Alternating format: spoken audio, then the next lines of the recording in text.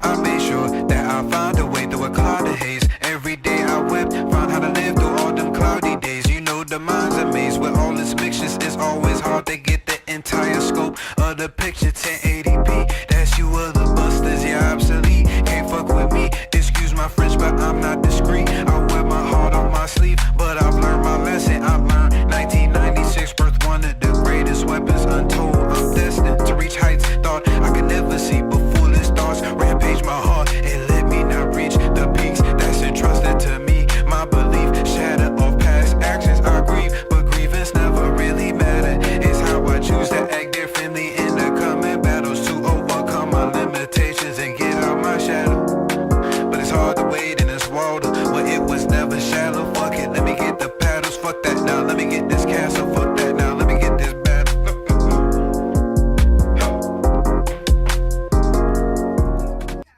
All right. Thank you again for everyone coming through. It's your boy T Smooth, your boy Crocos, your boy Chef D, aka Nasty Nino. We are here again. As you can see, it's only the Three Musketeers right now until Rob's bummed working Jamaican behind gets on, aka Sage. I had a whole spiel that I wanted to hit him with, but I'm not going to do that. I'm going to be nice, and we are about to start rolling through our topics for today. Uh, Starting first off, like these, we don't really talk politics on this channel, but something has been passed that is like what's been proposed is a UF tariff on foreign films, i.e., some of these Indian films that are played over here in the U.S., these Chinese films, live action films, animes for one, for us anime watchers. K dramas too. Yep. Donald Trump has announced a plan to impose a 100% tariff on all foreign project movies. This move can significantly impact the distribution of international content, including anime. In the U.S., the policy aims to counter foreign incentives that attract U.S. filmmakers overseas, but its implementation details remain unclear. Honestly, that's going to hurt a lot because we already know we pay like what $15 or $15 to $20 a pop for a ticket at the movies. If we want to go to a 4DX, it's an extra. It's $25. You want to go to IMAX, it's close to $30. It's going to make these movie prices go up, which is going not just going to affect the international movies that come in. It's gonna affect the American movies that's being played because they're going to want to make these all uniformly priced across the board. So it's not just going to be Demon Slayer coming out with a 10% hike up. It's going to be that for the next Marvel movie that comes out. What's your thoughts on this? Yeah, that's definitely gonna hurt the next Marvel movie that comes out, or even just the general box office for our worldwide box office shit anyway. But like you're saying, hurting the anime is one thing, but it's like hurting the global box office. You're hurting the profit that these movies are going to be making, especially with all these big ass budgets that they have, especially for marketing. If they're marketing globally, it's like now what's the point? You know? So Um, yeah, it's really like multi-layered as to why this is kind of like a really big deal. Like to your point, not just to animation, but like to everything. So like, just I kind of looked it up while you were talking, or kind of outlining exactly what the ruling was, or what Trump said here. A producer, part of the like roles of a producer is coordinating writing, directing, editing, arranging finances. If there's not a script, they're responsible for like finding a screenwriter and different people like that. I'm not that portion of it, not really so much worried about with anime, because a lot of anime comes from like manga, right? Like it comes from like manhwa, manga, different things like that. So you don't have to worry about that angle to it. But like, as an example, editing, being in charge of editing, right? When you we oftentimes talk about how advanced the the animation style is and the direction that takes place as well, which is also another thing that the producer kind of like finds and is responsible for. But we talk about how like how much is how the Japanese animation or Korean animation, Japanese animation, we think of like Demon Slayer or One Piece, things like that. Korean animation, we're thinking things like Solo Leveling. All three of those also on here have discussed that how just really well done, like the art and the action and like all of the different scenes and such are. You need them. It's not like it's not really a fix for it or like a turnaround. So like with some of the other things that we know have gotten tariffed recently, like you can find, it might be more expensive, but you can find like an American counterpart for it. Not in all cases, but in some cases you can't find things like that. This is just not the case of that. Like you don't have, you might have a studio like Castlevania. The studio's behind Castlevania. That's American. It's based out of Texas. Yes, you have those people, but it's not the same level of animation that we anticipate with Japanese animation. So you can't, it's not like you could just say like, all right, yo, to fix it or to get around it, we just gonna go to Castlevania's production team or production house and have them do Demon Slayer. You know you're not gonna get the same product. So that's the thing that's kind of like, I really don't know how any of this will work because there's no loophole or caveat really there. If he says specific, if it was more specific, like this country, that country, and that country, okay, that may be a little different. Like if you say China, we doing this with China, that's one thing because China could say, okay, we'll go to a different country that's affiliated with animation, maybe Japanese animation, and we'll be good to go. Or they make a deal with China or Japan or a affiliated country that has a tie with animation, but you just, again, it's not how it at least has been explained right now. It's nothing like that. It's across the board, all foreign. Korean dramas, going back to the point with Korean dramas really quickly, that has become a very popular thing in the States in recent years. Korean drama, Korean horror. So when you think of things like The Wailing, when you think of things like Squid Games, right? That's been a big hit, right? That is originally something that's coming from maybe the first season of it was probably a lot more from a Korean production house. Now the subsequent seasons that's come after it, maybe that has transitioned more into an American role. Maybe that's something that Netflix picked up, whatever. It's a lot different. But that initial response that everybody had with Squid Games likely came from production efforts that were from Korea. Or at least affiliated enough with Korea that it could potentially raise that price. So outside of just even movies, to T's point, how it affects things larger than even just a movie price ticket, likely what we'll end up seeing from this is they'll still host those things since they've gotten so popular. Animation, K-dramas, K-horror.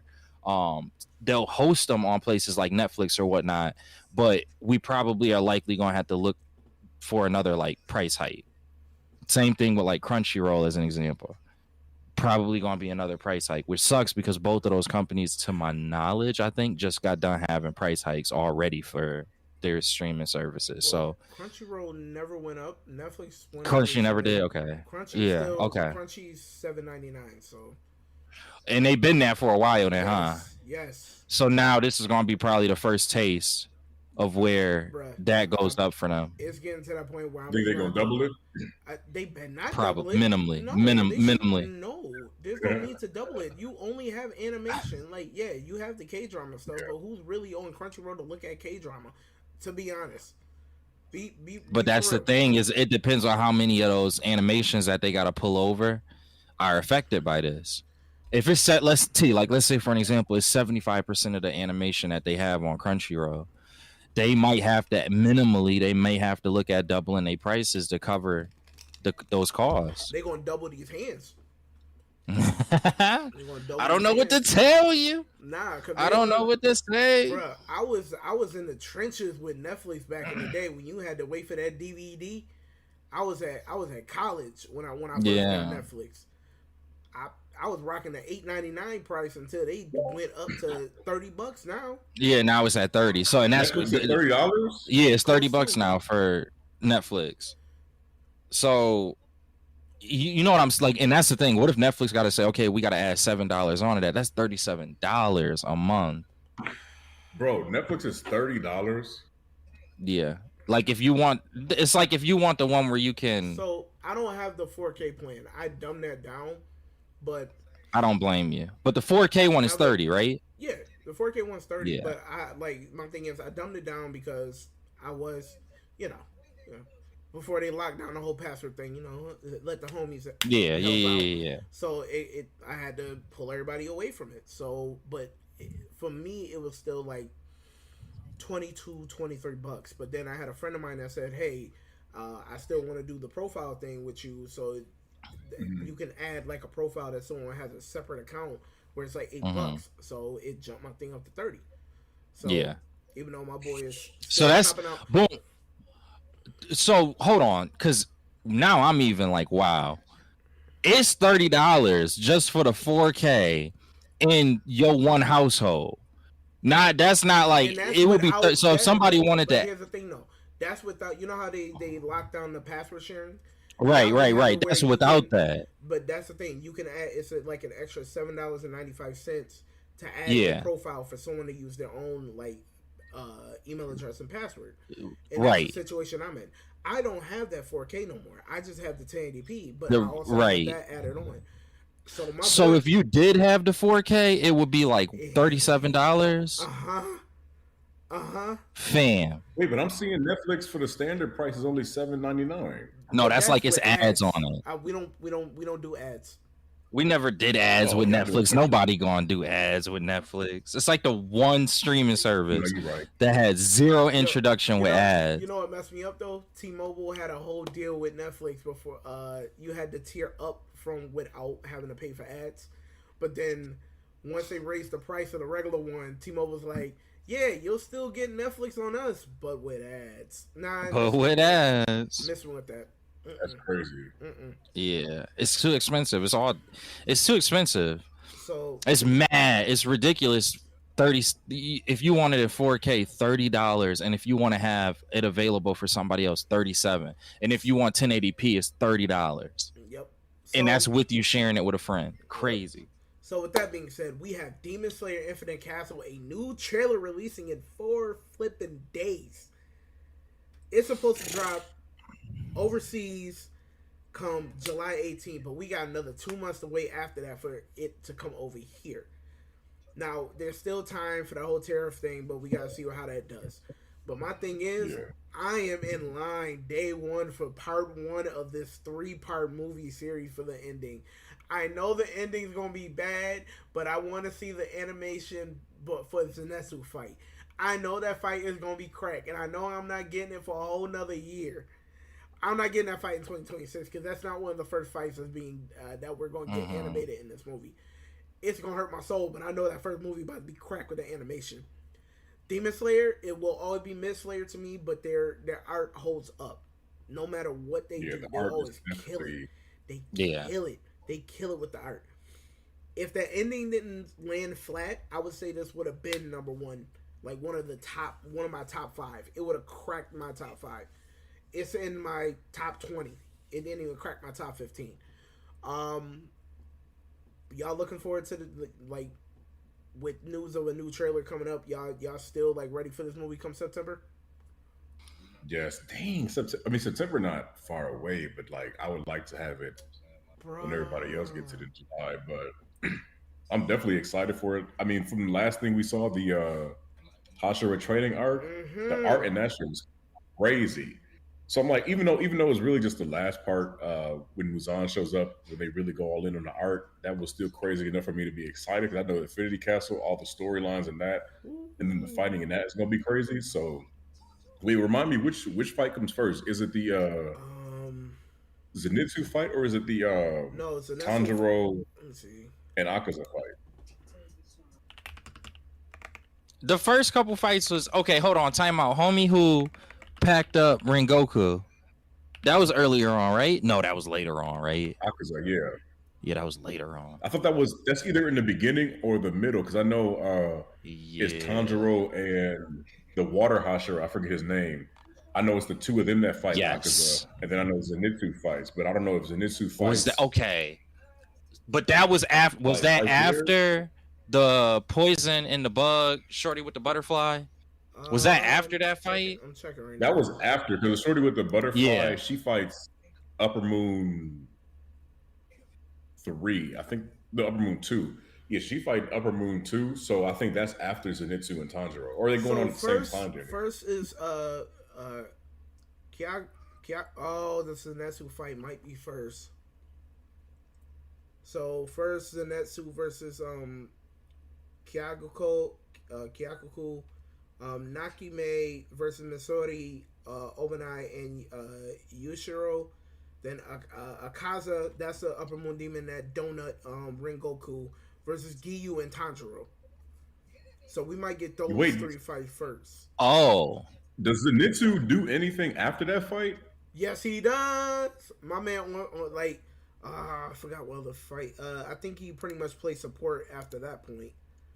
Okay. But it looks like it's going to be. They might just do the first 2 fights, because apparently it's 5 altogether before we get Muzan. So it's 5 full fights. So you think we're gonna see Tanjiro and Giyu in this first part? We might not. We might get the Zenitsu Kyaku first, and then the Nakame and Misori Obanai and Yushiro fight. You said it's 5 fights before Muzan. Yes, 5 fights. Total. I feel like with setup, it'll be the first 2, and then the rest of them will be the second one. Cause you still gotta do, because the chief, the blind chief, burnt man. I really gotta learn anime characters' names. You're talking about but the Stone Hashira. That's Hold on, but isn't he later? Ooh, he gonna be nasty. That fight. Guillaume. No, that fight damn near gonna be like a whole second part. That shit is gonna be crazy. That Guillaume fight is not until that's the last fight. That's the last. Yeah, right. But that I think that like. Shit. That Guillaume I'd rather they save that joint for the end with the Muzan fight. Like you say, I think the they last would. That might be the first. Honestly, they might do the first 2. Then do another 2 for the second one, and then before the Muzan fight. Oh, because it's 3 parts. It's gonna be 3 parts. So that third movie will start off with that Guillaume fight.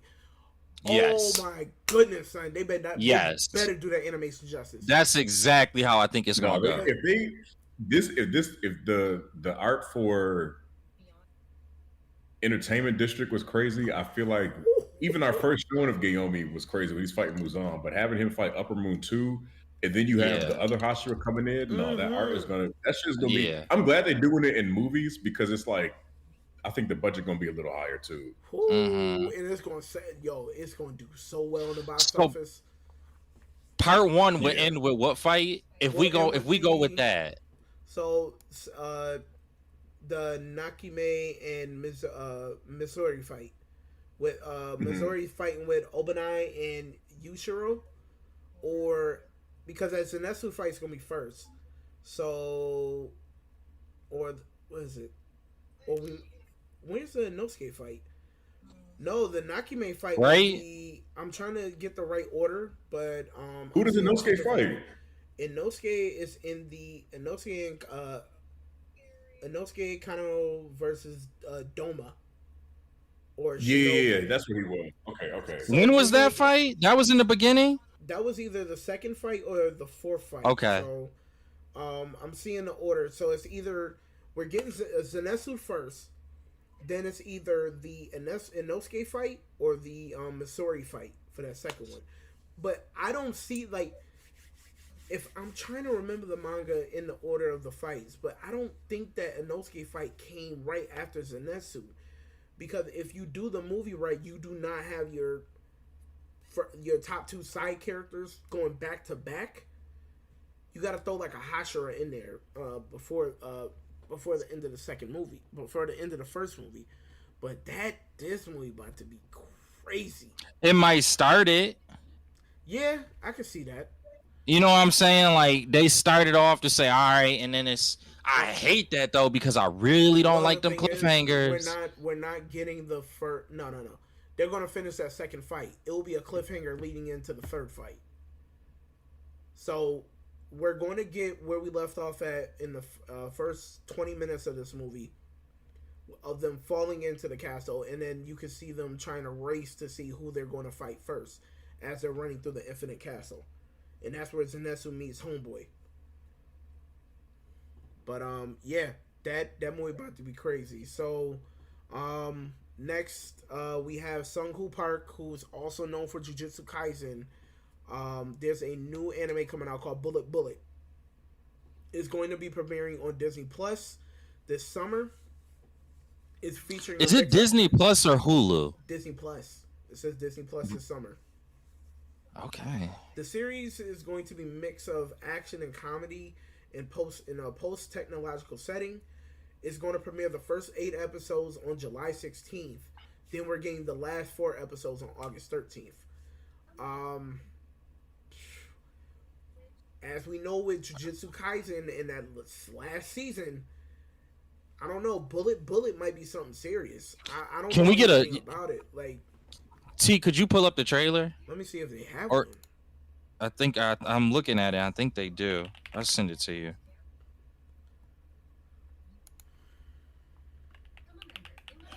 Oh, all right. I know I gotta send it.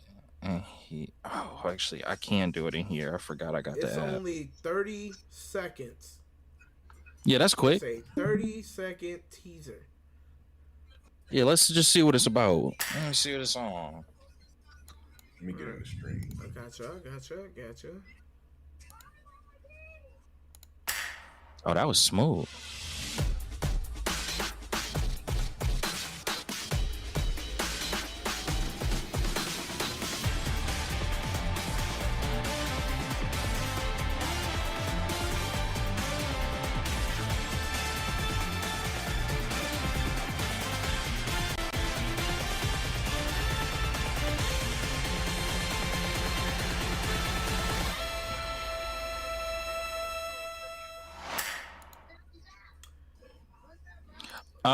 I'm gonna be honest with It you. looks like they're going with the animation of 2-Beer Hero.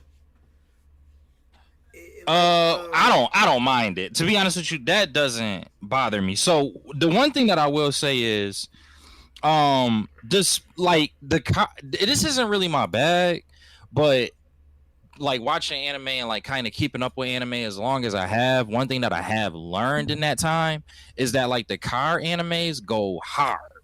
Like and they get pretty, whether it's movies, whether it's anime series like Initial D, like they are genuinely or generally, excuse me, they're generally liked by the masses that can kind of get into it.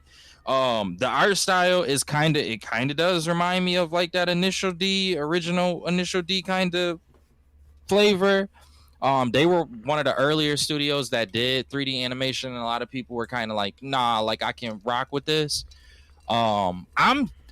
Listen, To Be Hero X is like that is 3D animation I can handle. It doesn't distract me a lot like that. So if they continue making animation in that style, me personally, I can get behind it. I might end up giving that a shot just because it's new, it's by people who I'm familiar with. And I've always heard that the car animes or the racing animes are pretty good. So, you know. Honestly, he did Jujutsu Kaisen, so I'm going to check it out because Jujutsu Kaisen it's that anime right there. Manga, the ending, but animation and the build up to everything, I look forward to seeing what he does with Bullet Bullet. I'm gonna see if there's a manga for it so I can start reading it, so I at least get the gist of what's going on. What do you think, D? Yeah, I thought it looked good. Mine was lagging a little bit. I thought the art style was fine. Like Niall said, the car animes, it had like a Speed Racer feel. Speed Racer feel, like from the animes you be seeing clips of from the 80s and shit. Mm-hmm. Yeah, Yes. feel. So it was cool on my end. I'll definitely check that out. Be an artist for Jujutsu Kaisen and Ninja Kamui. I mean, Mm-hmm. there was still some good art in that. And Yeah, I like it. I agree. For cool. the directors of the art.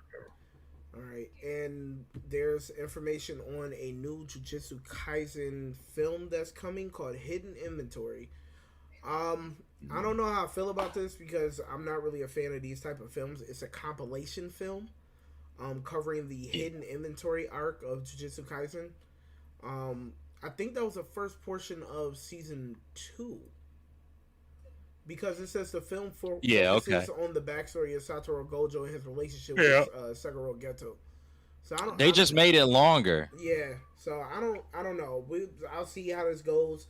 Maybe they'll expand more on the Tojo fight if they have that in there with him and him and Gojo. So, eh, I don't. Honestly, the only thing I'm really waiting for with Jujutsu Kaisen is just for us to finish the regular the story rest so of I it. could be done with it. Mm-hmm.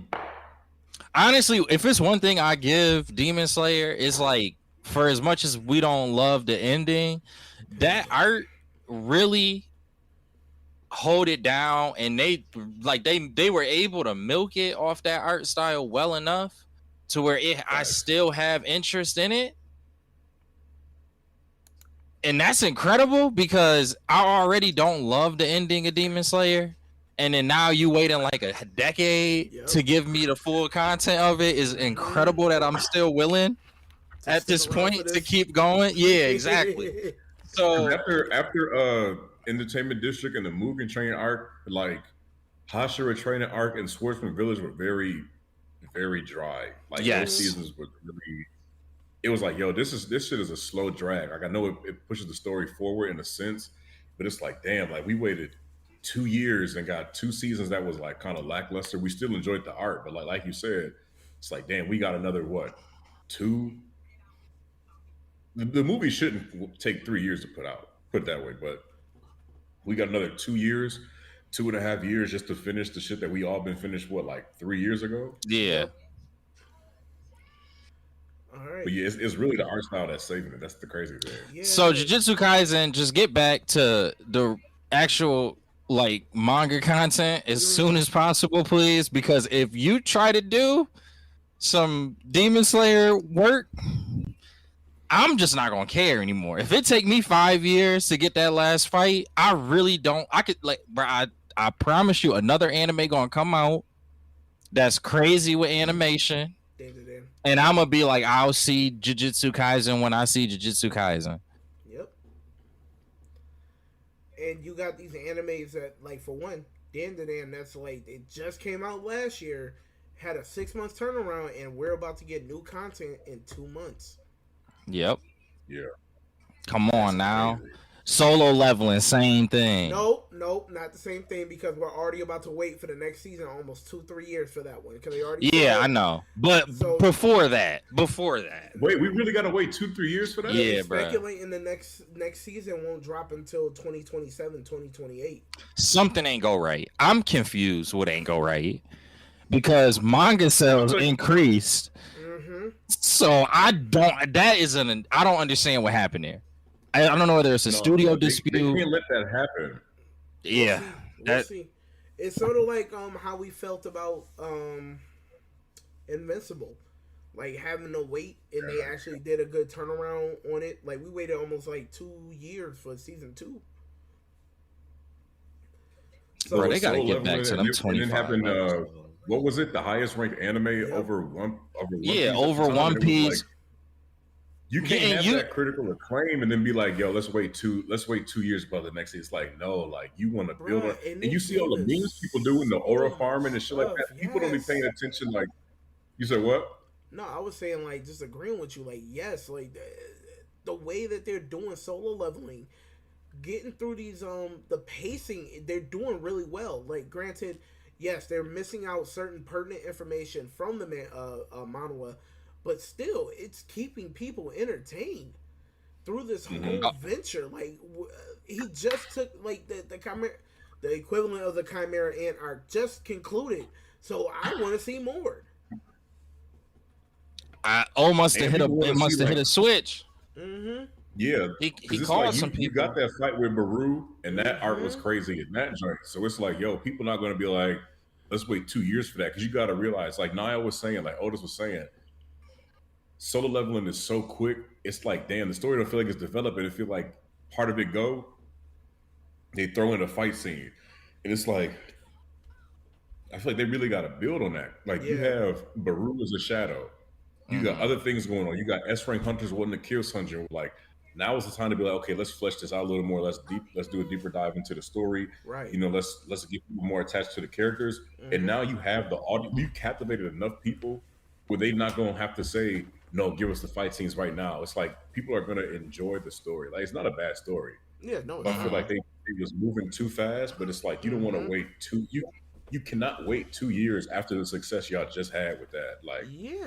that's gonna be And it's crazy because the biggest thing that typically will contribute to that is like, do we see this translate into like magazines or manga sales? And Yep. if it doesn't, that's when you can kind of see things go wrong.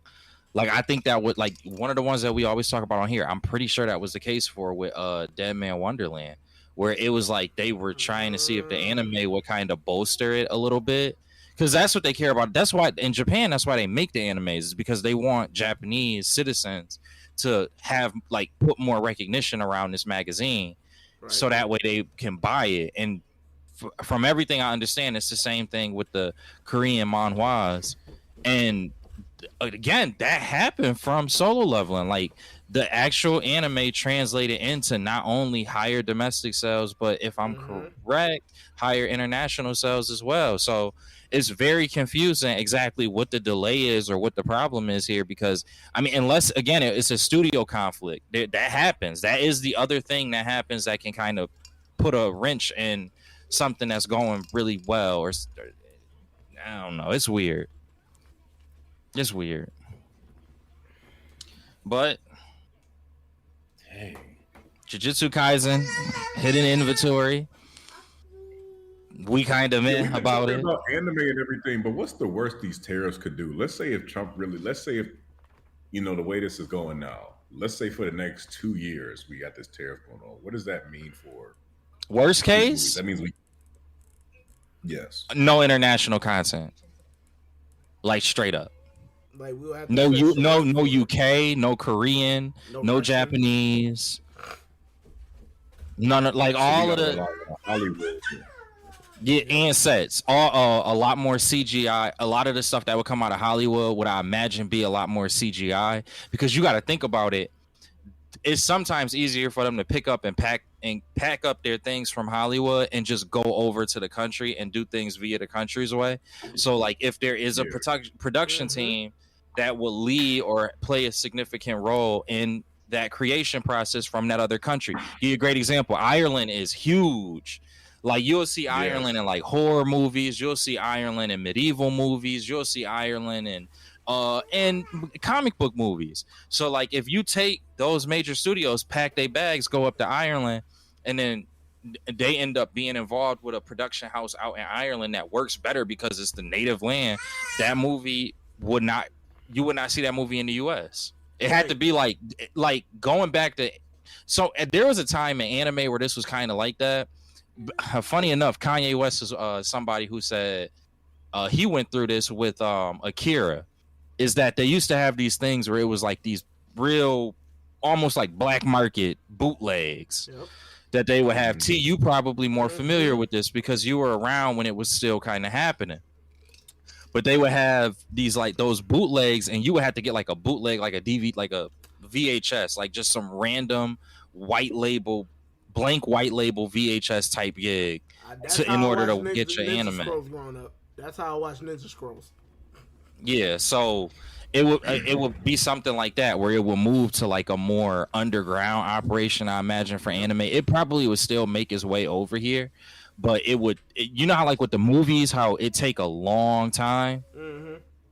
You probably would not get like that. Even the anime that you find from like an underground source, you probably wouldn't even get that for a very long time. And then again, if it's a straight up international film, It's clips. Yeah, it's bad. Now, It's bad. It's not good. well, hopefully it will not affect us too much. Hopefully he's just bluffing. I'm praying he's bluffing. Now, with that being said, we do have the 9th annual Crunchyroll Anime Awards taking place May 25th of this month. In Tokyo, where pretty much all animes have pretty much came from. Dandadan is leading with 22 nominations off the first season alone, with the second one coming out in July. Then we have Frieren Beyond Journey's End with 20, with them adding a couple new categories this year, which include a couple being Best Background Art, Best Isekai Anime, and Best Hindi Voice Artist. Bruh, Dandadan's taking at least about half of those. At least half. All right, I got a question. I'm gonna throw a monkey wrench in here. I love Dan, and from everything I heard about Frieren is that good. I still need to watch Frieren. I really want to watch it. Okay. Do you think, even with how much of a powerhouse those two titles were, was there anything else that came out that you feel like should be sharing in the pot a little bit more? Well, Solo Leveling for one. Shangri-La Frontier, their last season that they just came out with. Yep. Kaiju number 8. That was a banger. That was last year? Yeah, that was last year. Man. That was last year. Wow, okay. And that's supposed to be coming out with season 2 soon. It's probably some other ones that we don't know about that came out that probably will win like those like the best background art award, but with reincarnated as a slime that can win best isekai anime. I don't know what other isekai anime came out recently, but there's some bangers out there that can sneak in and steal a couple from Dandadan and Frieren. I agree. That's like my biggest thing is that I feel like there was enough. Man, I don't know. Maybe I'm just too, I don't even know what the right word is to use here, but like maybe I'm too invested. There we go. I'm too invested in like the independent anime, but like, bro, there was a lot of independent anime that I thought was pretty good that came out last year. Mashal, didn't that come out last year? Like Mashal came out last year. Yeah. So that might be in this. It might be in some. I feel like those numbers is a little too high. Bro, I'm gonna say this: Dandadan better win OP, like the best OP for this award show. I'm just saying. Yeah, you gonna be livid. That joint about to hit.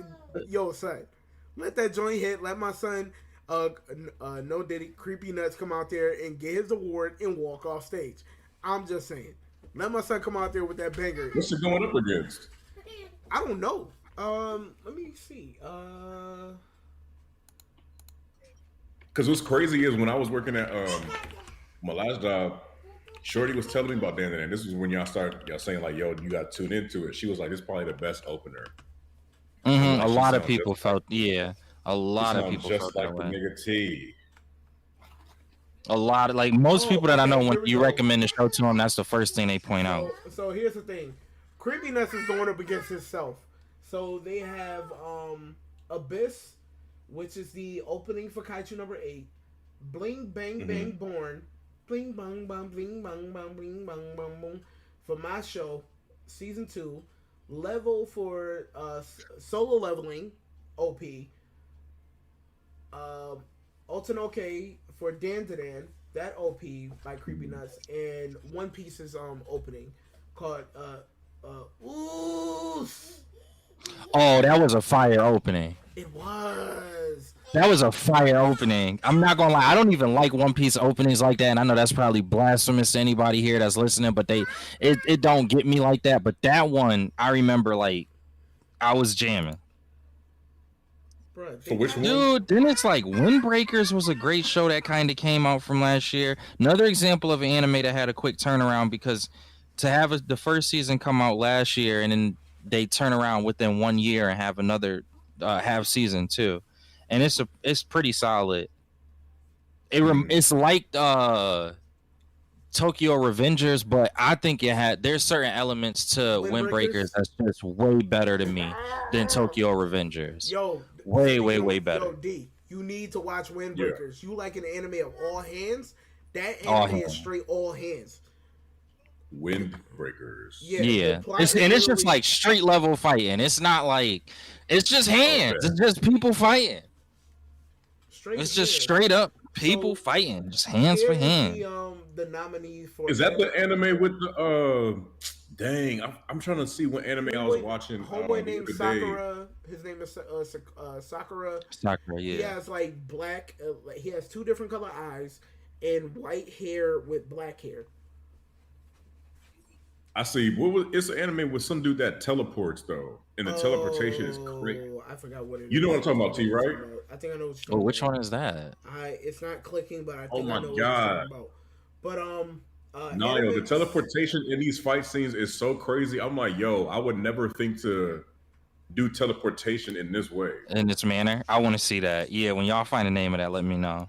So the anime of the year for 2025 nominees: Dandadan, Delicious in Dungeon, Frieren, Kaiju Number 8, Solo Leveling, and The Apothecary Diaries. Dandadan better win. It's probably gonna be Dandadan, but I'm not gonna lie to you. That's a pretty solid. It's solid. Like, Anybody lineup. could take. Honestly, it would for me just off of bias. Dandadan, Kaiju Number 8, and Solo Leveling. Right now, I would say it would be Yeah, and that's Solo just Leveling off your and Dandadan. bias. Those other two have a huge following. So I might not have watched them. Maybe you didn't watch them either, but we two minorities in that regard because it's a lot of people that's tuned into that dungeon show. I don't get it, but you know what? It's okay. Here's the unique thing about these about the nominees for anime of the year. The same nominees is for best new series. It's no one continuing for anime of the year, but best new series. So Frieren came out last year? it's a best new series. No. Hold on. Time out. Okay, maybe. I could see that one. But the dungeon one you telling me didn't have Delicious previous in Dungeon. seasons? Delicious in Dungeon. I No. think That on was Netflix. this last year. That Yeah, was his that was first on season. Netflix. Dang. And Solo Leveling, that was his first season. Yeah. Okay, I'm gonna say this. All right, that's I fair. already, like, That's I annoying, see- but that's fair. I see one right here. Best animation: Dandadan, Delicious in Dungeon, Demon Slayer, the training arc, the Hashira training arc. What? Kaiju Number 8 and Solo Leveling. I think Demon Slayer could sneak in. It's there and between take that. Solo Leveling and Demon Slayer. Yeah. Wait. but shit ain't shit up there with Demon Slayer. Best For wait, what is animation. this? For best animation? Yes. Yo, but time out. Think about the arc. Not that we know Demon Slayer is that boy when it comes to animation, but think about the arc that they talking about in particular. Is it beating out the best animation from these other series that just kind of started? Honestly, the animation in Demon Yes. Slayer and Solo Leveling is better than Dandadan. Frieren, I've seen some clips and the art is peak. I give Frieren some of their fights is pretty peak with the animation. But honestly, it might be Demon Slayer because it looks prettier than Solo Leveling. Got Solo you. Leveling Okay. is a little bit more gritty. Now here's one that's up my lane. Best comedy anime: Delicious in Dungeon, Konosuba, season 3. Oh yeah, you love that one, Mashle- right? Mashle, the last season of Masha.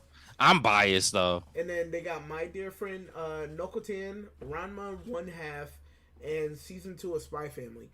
I need to sit down and watch Spy Family. I haven't had a chance to watch it. I haven't watched it either. People can literally condemn me for it.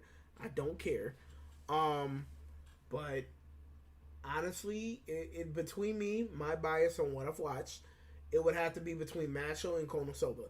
Konosuba has me crying every time. It's very tamed in my realm of the obscure stuff that I like to watch. but it's hilarious because the punchlines be hitting.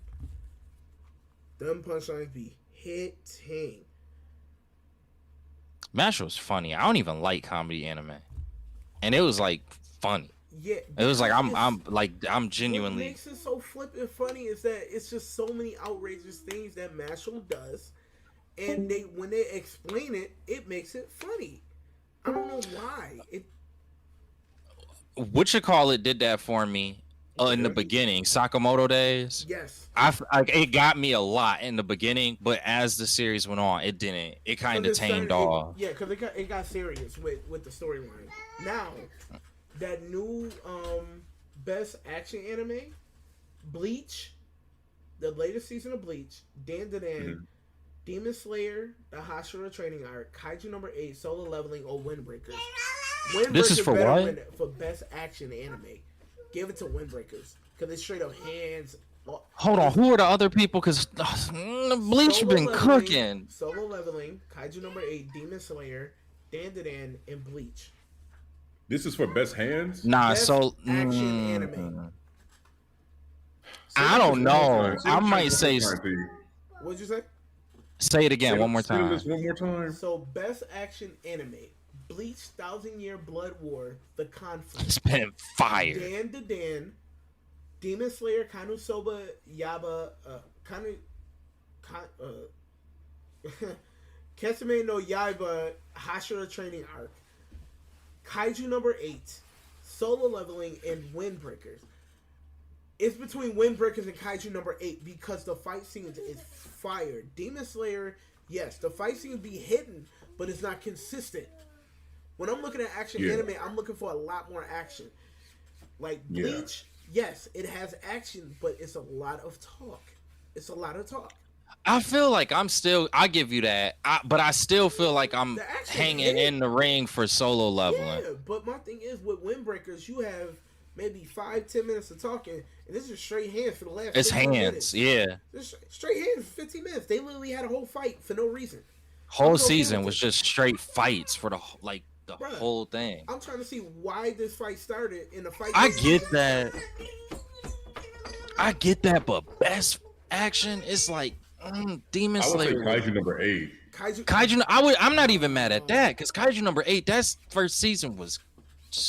They went first season. It was a lot of unexpected action in that shit. Well, I wasn't unexpected, but it was like the action. I was like, oh, this is like. I wasn't expecting this much from I wasn't expecting this much from the first 2 episodes I saw. I was like, this shit gonna be like some goofy ass anime. I was like, oh no, this shit got a lot more action than I was expecting. Oh yeah. All right, now this one I'm a little bit iffy on. It's one of the newest categories that they have added, best isekai anime. Now what they have in here is The Time I Got Reincarnated as a Slime, season 3. Fire. It hits. I love Reincarnated as a Slime. I love it. But here's the thing. Another one I never really got into. What does isekai mean? Isekai, like when you die and end up in another world. Yeah. Oh, okay. So then they have Suicide Squad Isekai made this list. The Suicide Squad anime that they made. It made this list. No. It made the list. It made the list. It wasn't terrible, but like no. Then we have Shangri-La Frontier season 2. Yes. Mm-hmm. ReZero Starting Life in Another World season 3. Was actually pretty good, not gonna lie. Mishoku Tensei Jobless Reincarnation season 2 Core 2. And Konosuba. Bruh, Slime, either Mishoku Tensei or Slime. That's my choices for this one. Or Shangri-La Frontier. Shangri-La Frontier was heat. Shangri-La Frontier was heat. I don't know. I only know about half of the ones in this category. So I don't want to say. Yeah, I don't know. I feel like my bias is just too limited because I don't really go crazy with the isekais. So I don't know. But Shangri-La Frontier was really good, and ReZero really they were cooking up. I'm not gonna lie to you though. We talking about the most recent season? Yep. Yeah, because that was 2020. Yeah, that one I don't know if I will put it over Shangri-La Frontiers. I don't know if I would put it over it. No, I wouldn't. Even though it was solid, it was more like narrative as opposed to like Oh my gosh. all encompassing. He Yeah, finally he has sped joined. back. He wasn't playing. All right, before we get to the main topic of the night, I got one more category that they're showing here. For best main character. Friend from Friend Beyond Journey's End. Kafka Habano from Kaiju number 8. Okaroon from Dandadan. Mao Mao from the Apothecary Diaries. Momo from Dandadan. And Sung Jin Woo solo. Sung Jin Woo. No. Sung Jin Woo. Nah, Yes. son. Nah, son. Bro, come on. Nah, No son. other Do character. not sleep on my son, Okaroon, son. I That hear man you, is but no, he son. did not hold a candle in terms of popularity Nah, son. But to my Sung thing is, Jin but Woo. he has the better character development. Sung Jin Don't Woo matter. is already Don't old, matter. I don't care. Does not matter. Season 2 is a whole different nigga. Oh my God. They started people on the whole aura thing. Not like it literally got reinvigorated by Sung Jin Woo. Like everybody just was talking after like episode 1 or 2. Everybody just started talking about this character every single week until the season ended. It's gotta be. So, listen, some of those other characters, I agree. Like even though I haven't seen the show, Frieren I heard a lot about this character. Like I want to watch the show because I heard a lot about this show as that season was coming out. And I heard about that character a lot, but nobody tops Sung Jin Woo in terms of popularity.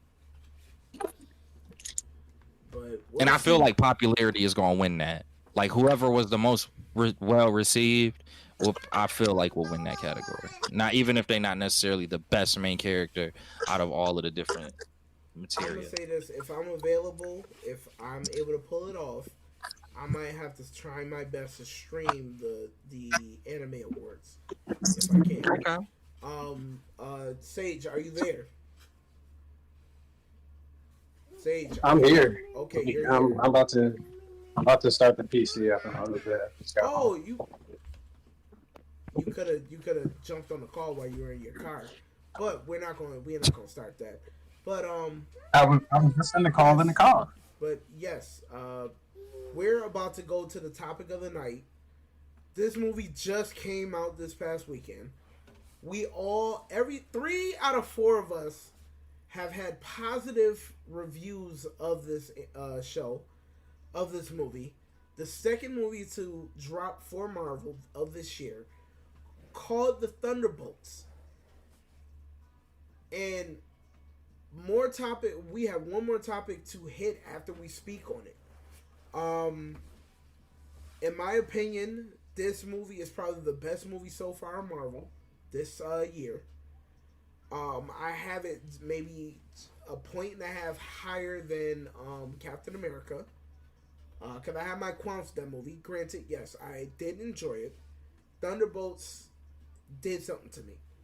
I enjoyed every moment of it. I enjoyed every character.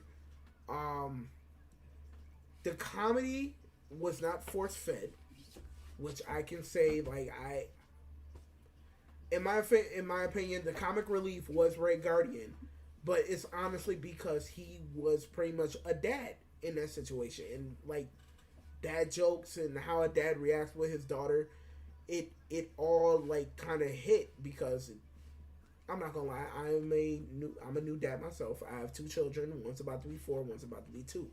So I kind of felt what he was going through with Yelena Bova.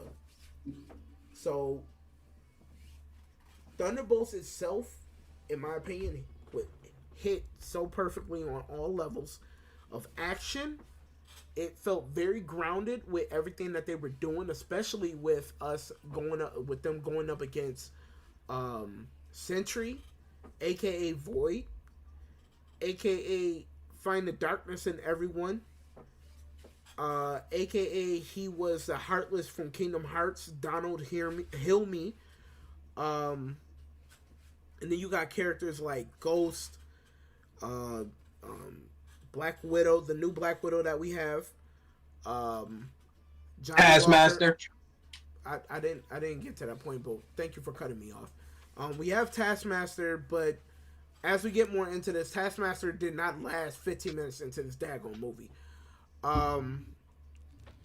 Which honestly, I was a little bit like half and half on that one because it was so abrupt. It kind of caught me off guard, but after maybe 10 minutes after that portion, I just didn't really care about Taskmaster anymore. But I enjoyed all the characters that they put together, especially Bucky with what he was doing as a congressman before he went back to being the Winter Soldier persona for a second. In my opinion, I gave this movie an 8.5. I've seen it twice, and the end credit scenes hit so perfectly with what we're about to get going forward with the Fantastic Four and Doomsday and everything going forward.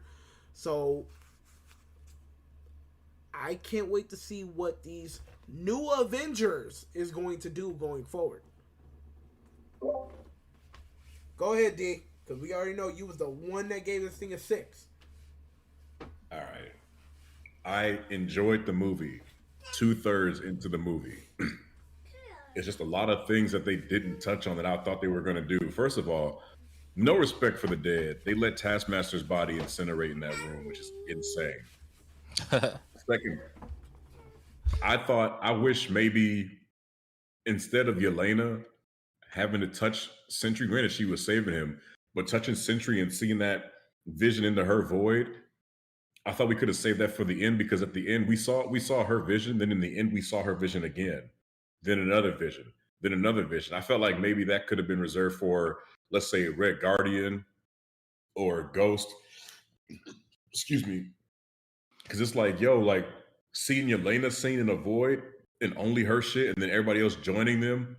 And it was like, damn, like y'all could have fleshed them out and had some more action, knowing you were going to end on a Power of the Friendship group hug for the movie. Just to push back real quick, we've already had a whole movie in which Sage, save your thoughts. Let D finish, please.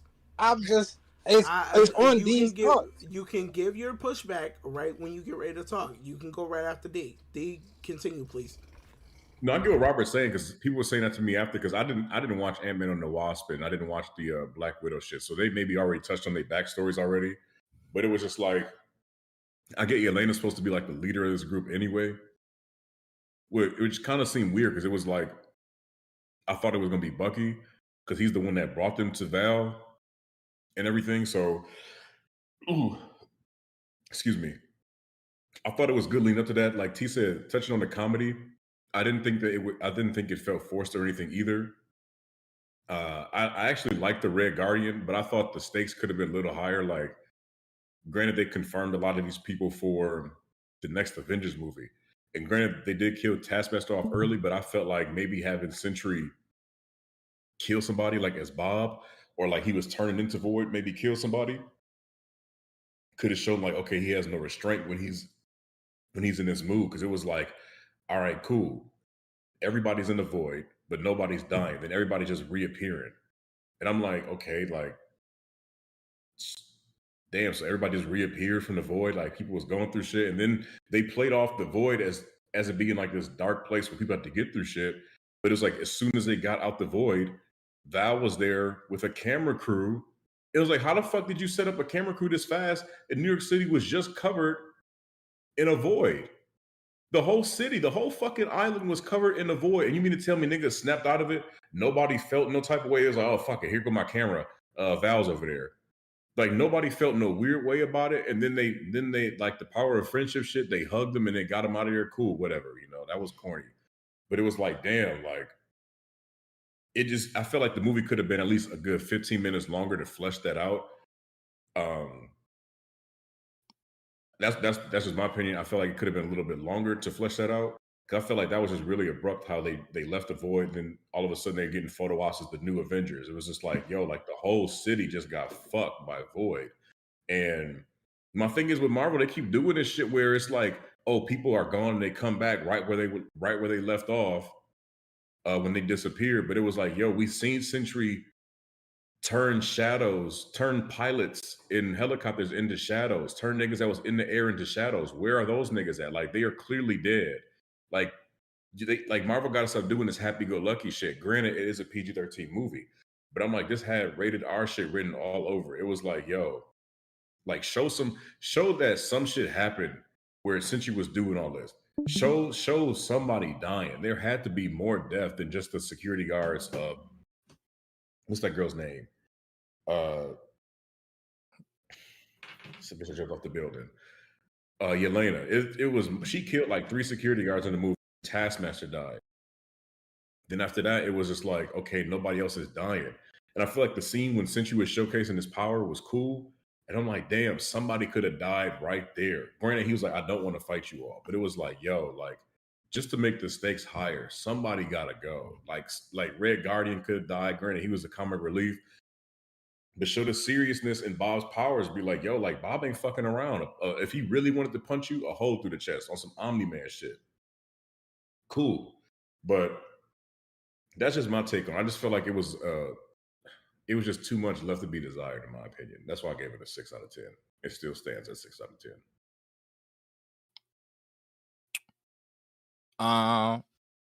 Okay. I think there's some valid points in there. It's actually one point where I do agree with you in regards to the movie, and I'll kind of get into that. But before I do, I'll give the positives that I have on the film. I'm at the point where I'm giving it like a 8. I'll give it an 8 out of. I think I'm settled at an 8 out of 10 on this one. The parts that I loved about it is I don't love how much they do rely on comedy throughout a lot of the films. I do understand that it's more positioned for like children, like it's again going back to D's point, it's a PG-13 film, so there is going to be elements that they're trying to kind of attract and keep the attention of kids more on, and I get that. But I do think that a lot of times in the MCU movies they kind of overdo it, whereas with this I don't feel like they exactly overdid it. I feel like it was a great balance in regards to that. The comedic scenes, a lot of, everybody is saying that Red Guardian was the one who kind of took the charge on the comedic elements, and I do for the most part agree with that. But one thing that I think a lot of people are taking for granted, which was actually really well done in this film, is that they did spread it out amongst different characters as well. And I thought that was a very healthy digest of the comedic elements that they had. There was various moments within the film where U.S. Patriot had comedic parts, even if it was like subtle kind of comedic elements, it was still comedic elements nonetheless. Bob had some moments that were, or Sentry had some moments that were comedic, as well as that Bucky even had out of the dreamscape situation. He had a comedic moment that was really well executed, in my opinion, given the history that we knew of Bucky. So I really did like how it wasn't like, as much as a lot of people again are noticing that it was overwhelmingly Red Guardian throughout the majority of the film, I do really appreciate that it was more than just the Red Guardian, that it was spread out a little bit more. Another thing that I did enjoy about the film is it wasn't 1-to-1 for any of the Infinity Saga type of movies or feel of the movies. I wanted to go as far as saying it was 1-to-1, but it did, in my opinion, have the feel of what movies out of the Infinity Saga kind of felt like. There is a point in regards to that I don't think it did have that feel, and it's really where my rating for the most part drops from being any higher than an 8 out of 10. That's the reason why it doesn't go any higher, is because the difference between the Infinity Saga movies and this movie is that the setups that were kind of in place around it were ones where a lot of the holes that would get filled, everything felt like it flowed into each other. So you would go from one movie,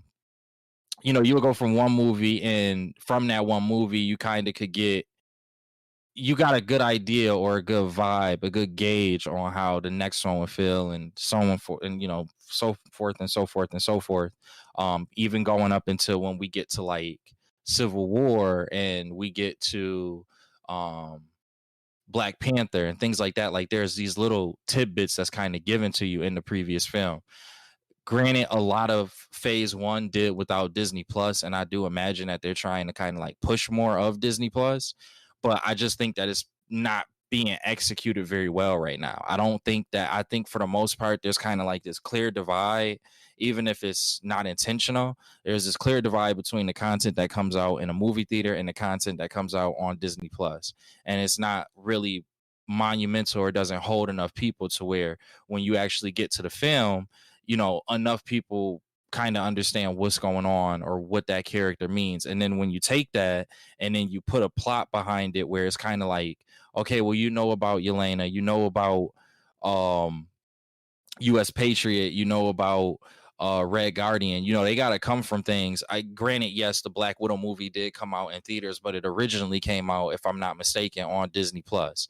So you taking all of these people and you have the assumption that everybody knows them, and then you kind of just like rushing this story through. And it's like, then when you do have a new character that you introduce, and the Sentry is a major character, a powerhouse, could be in a lot of arguments, it could be considered like the Superman of the Marvel universe, just on the sheer scale of power and just going off of that, off the sheer power and the wrecking force that the Sentry represents, to have a character like that. And then also to kind of throw into that the duplicity of the Sentry and the Void, it's a lot to unpack there. And in terms of just how the entire movie kind of paced out, it does kind of feel like this movie was a speed run in a way. Like, how in games, like how when people play them, they just kind of had those speed run throughs. It kind of gives that vibe at times throughout the movie, because it's just kind of like, okay, first we hear, then we hear, then we hear, then we hear. And I do think they did a good job kind of stitching it together for just the amount of time that it was.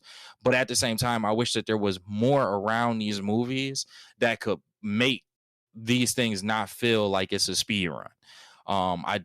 I'm hoping that, I will admit, is when we go from Captain America to Thunderbolts, the movie basically starts with us recognizing how Captain America ended and giving acknowledgement to that. So I do think that they are kind of making strides to correct that and kind of have more of that inner movie connectivity. So, and then again, it looks like that's exactly what, like, T, I know you had talked off cam about this, but it looks like that's exactly what they're doing now again with the Fantastic Four. This is something that's going to lead directly into the Avengers movies, and because of the setup that we know from the post-credit scene in Thunderbolts, everything that we need to have defined up until that post-credit scene, we have the Fantastic Four movie to kind of cover. And then after that, we have the Avengers movie that can cover what's happening beyond that scene and after that scene. But it creates that connectivity between those films that kind of makes you feel like you're watching and you're participating in a larger narrative. So I don't want to just completely bash them on that, because I hated how the things around it were, the content around it was given to us, without at least also acknowledging that I do think that they are starting to do some corrections in regards to that. In regards to the characters, I thought that they were really natural. I didn't at any point feel like there was one specific character that kind of like stuck out or that I didn't want to see. Even Red Guardian, like, again, it wasn't the worst comedic relief ever in Marvel to me. It wasn't anything that I have to like turn my nose up at too much or anything like that.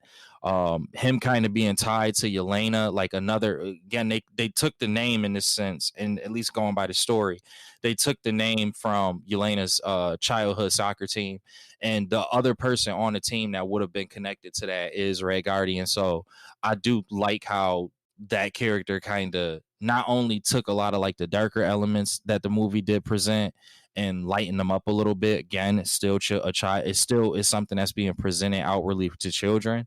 But he didn't take too much away from it in the same sense as like the comedic relief in something like Love and Thunder, or the comedic relief in even Ragnarok, even though I did enjoy that movie. But it just didn't feel overwhelming or like it was thrown or forced on you in any way. So I was cool with that, and I was cool with all of the characters and the roles that they had. I do like that they also had kind of like a focus around the whole mental health thing, and they didn't just pinpoint that in the Century. I thought that personally, I thought that that helped to kind of emphasize the nature of Century's unstableness and his mental state. So I didn't hate that. And a lot of the things that they were talking about around the Century's mental state alone, I mean, and they do it with a lot of the other characters too. It gets a little dark in certain areas. But the fact that it did get darker, it's making me feel like Marvel is really trying to, like, even if they're trying to slow walk it, they're trying to do what they can to make the tone of these movies a little bit more mature. Um, I, to be honest with you, I thought that this was the case with Eternals, even though it's not a movie that is very loved. I did think that they started to kind of have those tones in that movie, but it just felt like we paused from that going forward. It took maybe there's some Disney Plus content that you could throw in there, but they advanced it. They at least put us back into that place. Not advanced it, but they put us back into that realm that I feel like they were coming off of with Eternals, in terms of kind of making the content a little bit more mature, because mental health is, I would say, at least a more mature topic. It's kind of like, this isn't really like a kiddie topic, but we can kind of have this conversation around kids. So even if it's a slow walk, I want to see more content like that. Especially when you compliment that on the last TV series that we got was a rated R Daredevil. Where it was like super intense, and then Echo, I believe, was rated R as well, or TVMA. It feels like they're slowly but surely kind of giving us that more adult content that, you know, we want to see, and they're really looking at the totality of their base, because again, a lot of us are older. We're not kids anymore. We're adults. Those are my positives and negatives. Again, I give it an 8 out of 10. But it really wasn't. I enjoyed it. I thought it was a good movie, and it felt refreshing to me. It felt like this is a step in the right direction for the MCU.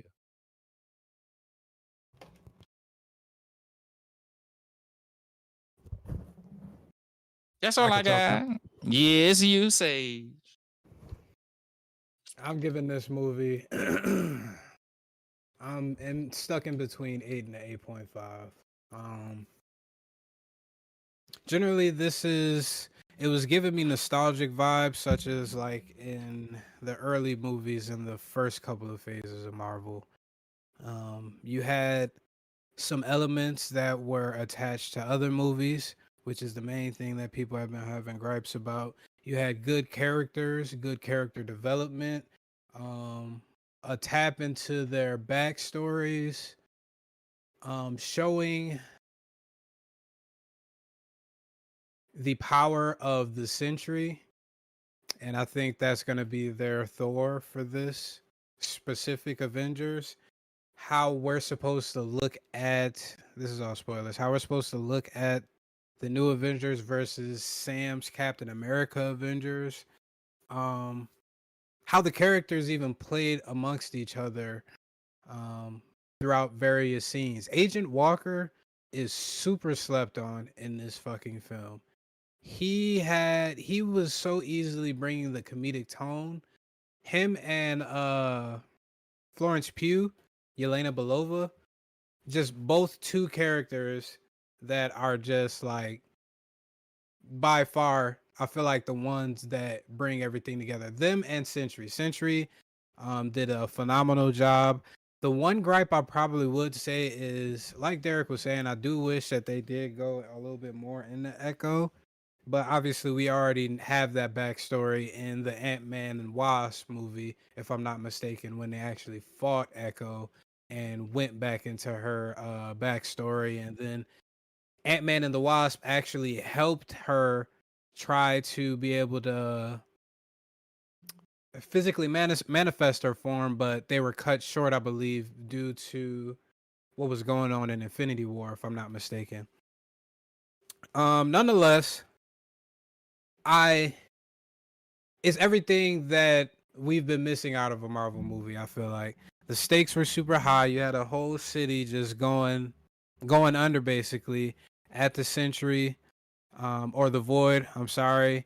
They did a phenomenal job, and such a easy job to show what the Void looked like, but it was so fucking menacing. I can't remember the dude's name at this. Pullman, I believe. Louis Pullman is his name.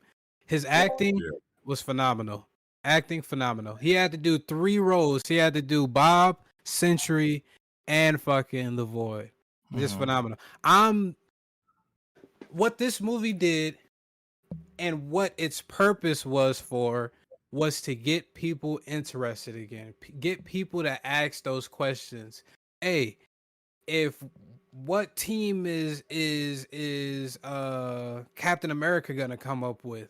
Will they even be able to hold a candle up against this team, especially with the Century involved and everything like that? Um, when we know when Secret Wars or Doomsday happens and the potentiality of them facing another world in order to save their world, who's going to be a part of those teams? Will these two teams work together? Will they form together? Will they add in the Young Avengers as well? Like, it's so many questions. Um, with the post credit scene as well, spoiler alert.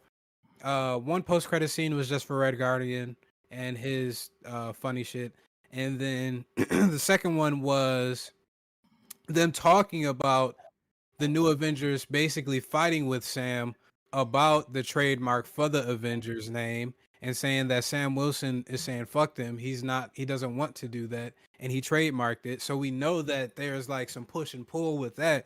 And then you have space shit going on that they didn't necessarily go into detail, but if you read what is it called, damn it, Jonathan Hickman's Secret War storyline or Time Runs Out storyline, the main thing was there was 2 different incursions, I believe, like a blue incursion or a red incursion. I think like a blue incursion you can only see it at a specific place on the earth, so you'll be able to see the other earth from there. And then a red incursion, I believe, is just an incursion that everybody is able to see. But Yeah. you see that they're talking about space related things. I'm thinking that it either could be multi-dimensional rifts in which the Fantastic Four obviously use one of them to come there, and probably some other characters are using them to come to this universe specifically, or it's just the incursions and people have been fighting. Now, if they come up with the fact that this whole time there's been an Illuminati and Doctor Strange is a part of it as well, since we haven't really seen like how they're writing this shit, I feel like when Doomsday happens, a lot of the questions that a lot of people have, rightfully so, like a Derek, like probably even a now, like a Phantom Nerds or anything like that, all y'all questions I feel like will be solved. Where has been Doctor Strange this whole fucking time? I believe it will be solved. Who's gonna be the main Avengers going forward? I believe all of this stuff will be solved. Obviously, it's not the same 1-to-1 as we had before, but it's also different circumstances that Marvel had to deal with in comparison to the first couple of phases. When you have Disney coming in and Disney is telling you, we want you to make all of this fucking revenue with Disney Plus because we just came up with the streaming platform, and at that point in time that shit was just ass. So Disney forced Marvel's hand to keep producing all of this shit, which it showed us with the quality of the media that they were producing. And now that Marvel has taken a step back, or they just took a breath real quick and they're like, Kevin, we need you to be more integral with all of these projects. We need to slow down the production and we need to be able to focus on these things. And I think a lot of people aren't talking about that and giving Marvel a little bit of leeway. They had 2 strikes, writer strikes and actor strikes. You had a whole global pandemic, and now you got the tariffs as well, which is supposedly supposed to impact them shooting films over in London, because if I'm not mistaken, some of Avengers Doomsday is being shot in London. And now Trump just released some more tariffs, and that will I'm guessing impact their shooting as well. So like they have all of these things that are practically out of their control that they had to navigate past. So of course shit wasn't gonna be a 1-to-1 comparison to the first couple of phases. But this movie really showed me that they still have it, they can still produce it, and Doomsday, and I feel like Fantastic Four is gonna take it another level, and Doomsday is just gonna knock it out the park. So I have a Doomsday and Secret Wars. One, well, I was gonna say one thing. Go ahead, T. I was gonna say I have a question for y'all. Do you think it was too early for them? Like, granted, at the end of the movie, we do see the new name of the movie technically being the New Avengers. Do you think it was too soon for them to just start showing that off? No, not at all. I think so. But what if Not what at if- all. But you have people that don't see things opening weekend, and then once People- they see this, like, they're gonna be like, oh, so it's not called Thunderbolts. Now they know that what the new name is going to be by the end of it, so it kind of spoils it. They were already having And that's for ticket sales too. They were already having potential problems with the sales the first weekend in general.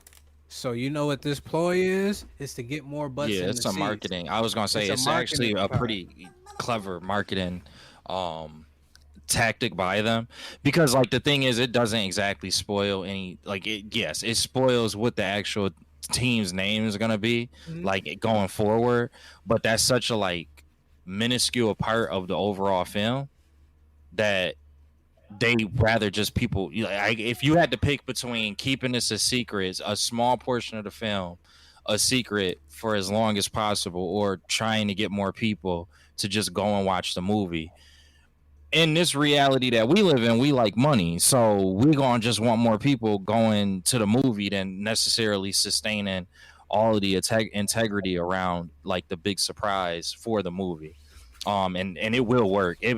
I'm pretty confident it will work. I feel like a lot of people who hadn't seen this movie is gonna be like, wait a minute, this is an Avengers movie, and that alone will just make them go, yeah, let me go check this out now. I didn't know. I thought this was just some Eternals type standalone movie, but hold on, if it's an Avengers movie, let me see what they hitting for. So I get it. Now, before we I was gonna say one thing real quick, T. go ahead.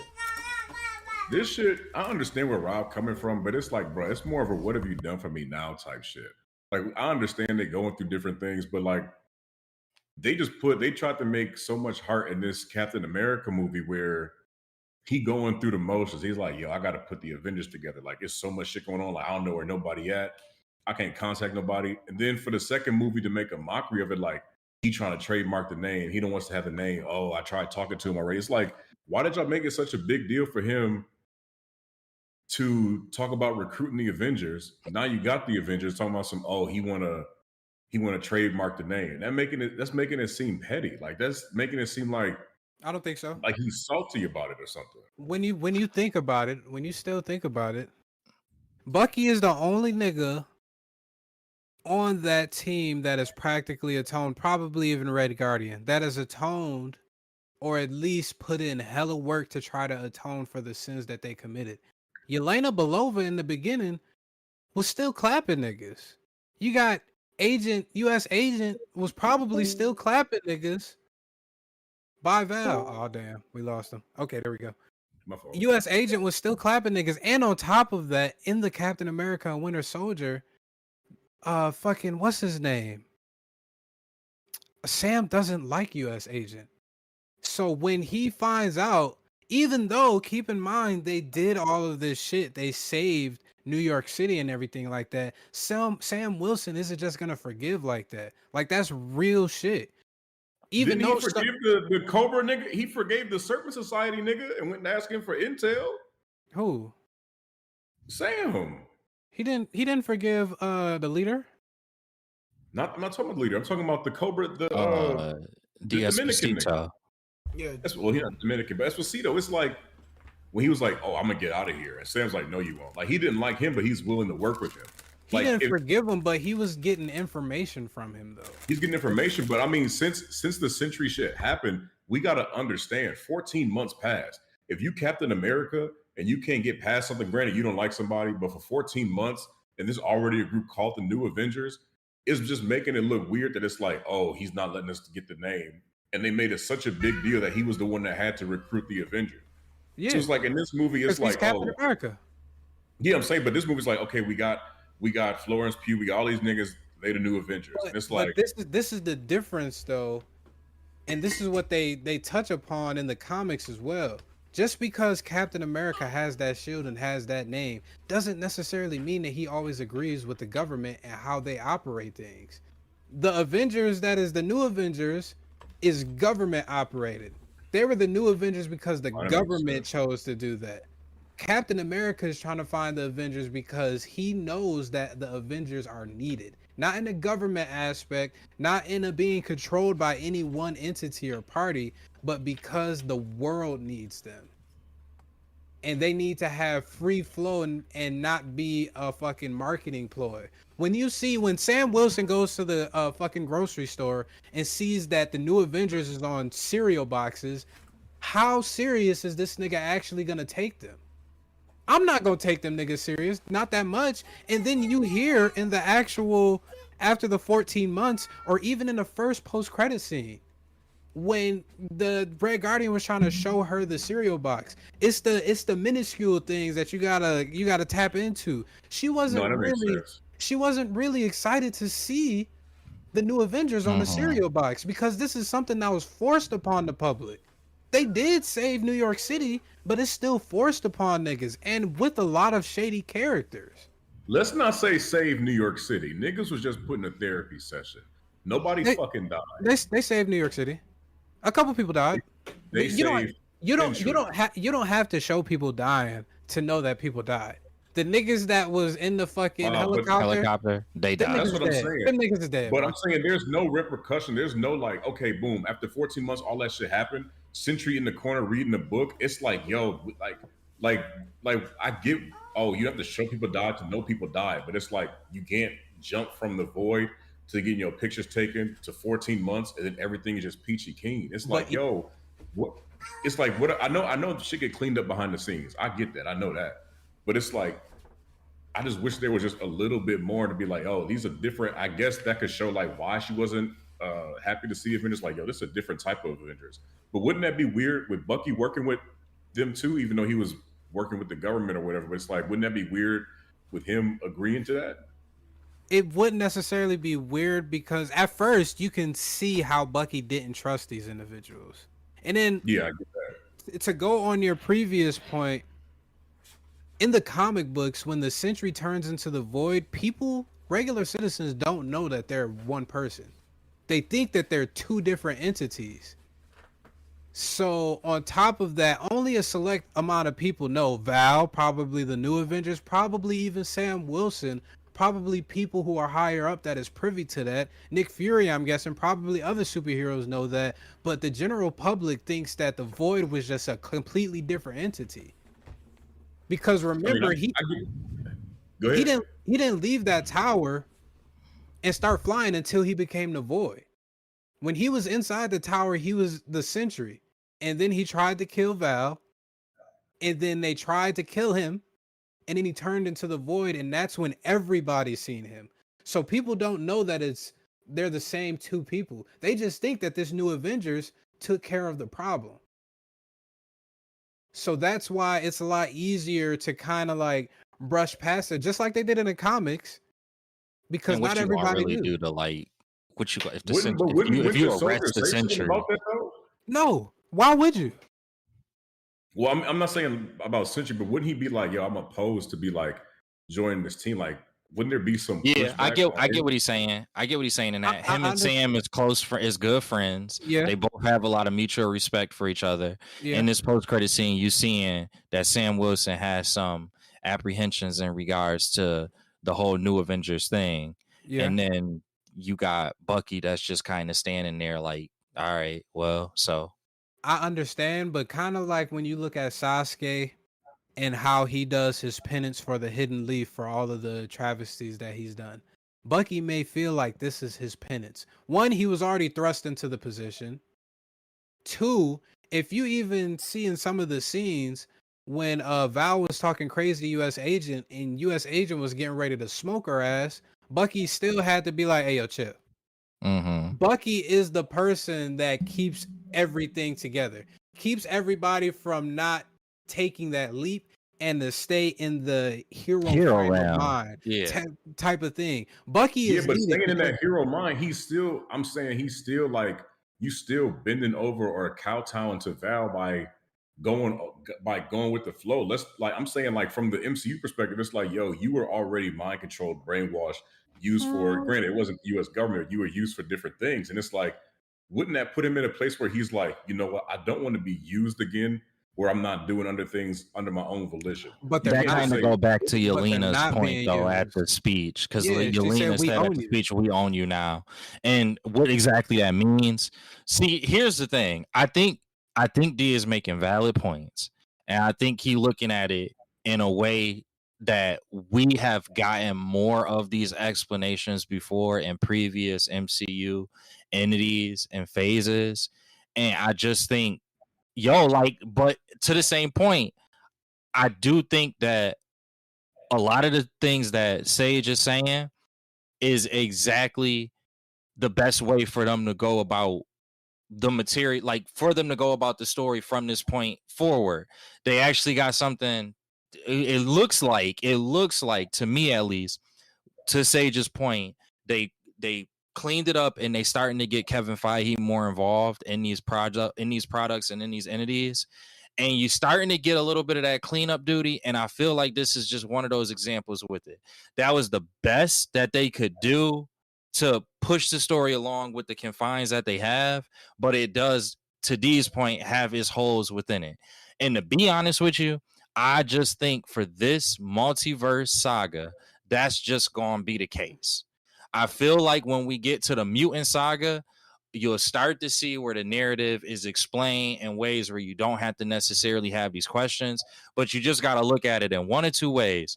You got to either accept it, or you just going to have to not really like this saga for what it's going to probably end up being.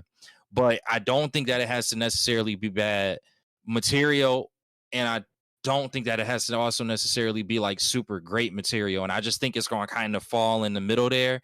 But I do think the direction that they're going, they will push it enough to where people will still have interest going into the mutant saga.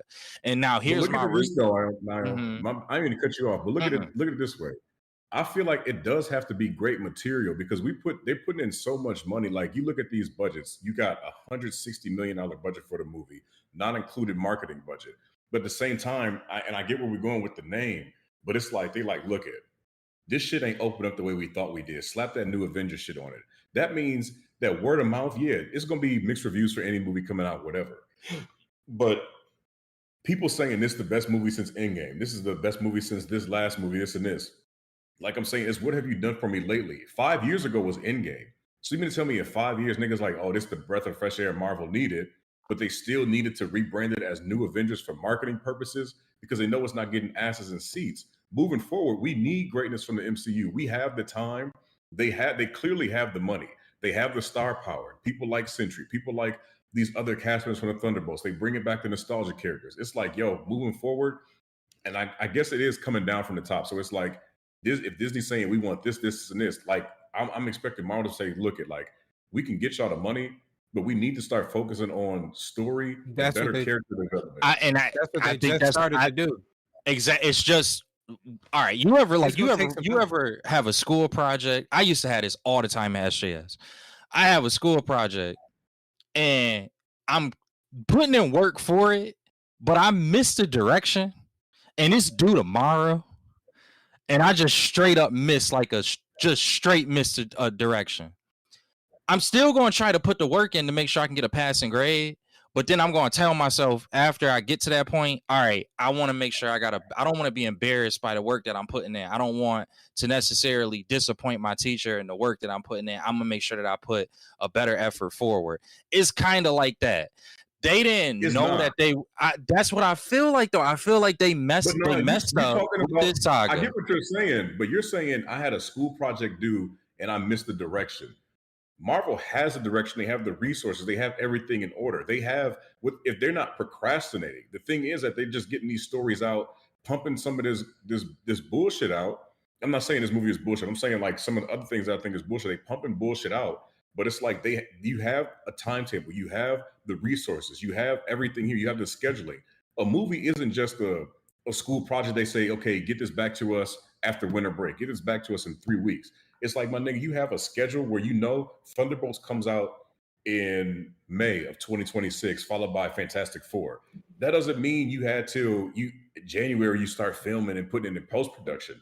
You know what you had. You know what I the feel story you. is. I feel you, but then that go back to Sage's point. Like the thing that a lot of people are forgetting about is the idea of them forgetting the direction in that school project was the strikes. They had 2 strikes that they had to go through. The COVID. They had COVID that they had to go through. Like it was barrier, and then on top of that, Kevin Feige, because of the demand from Disney Plus, which to Rob's point was something that was more pushed on the Disney side than it necessarily was on the Marvel side. Then you have Kevin Feige, who's been instrumental in making sure that all of these things are executed to the level that we want it to be, is stretched thin. It has less of that input. They literally just released something the other day saying that people had to literally chase Kevin Feige down in the hallways. Now, do they need to maybe figure something out to make sure that they can avoid getting to that place again? I think that they've done certain things to try to correct that, but it's just, the damage has already been done. Just like with that school project, missing that directive, the damage has already been done. You're just trying to save face. And that's what I think it is. They just trying to save face. I mean, it's mad profitable. It's not something that they plan on stopping anytime soon.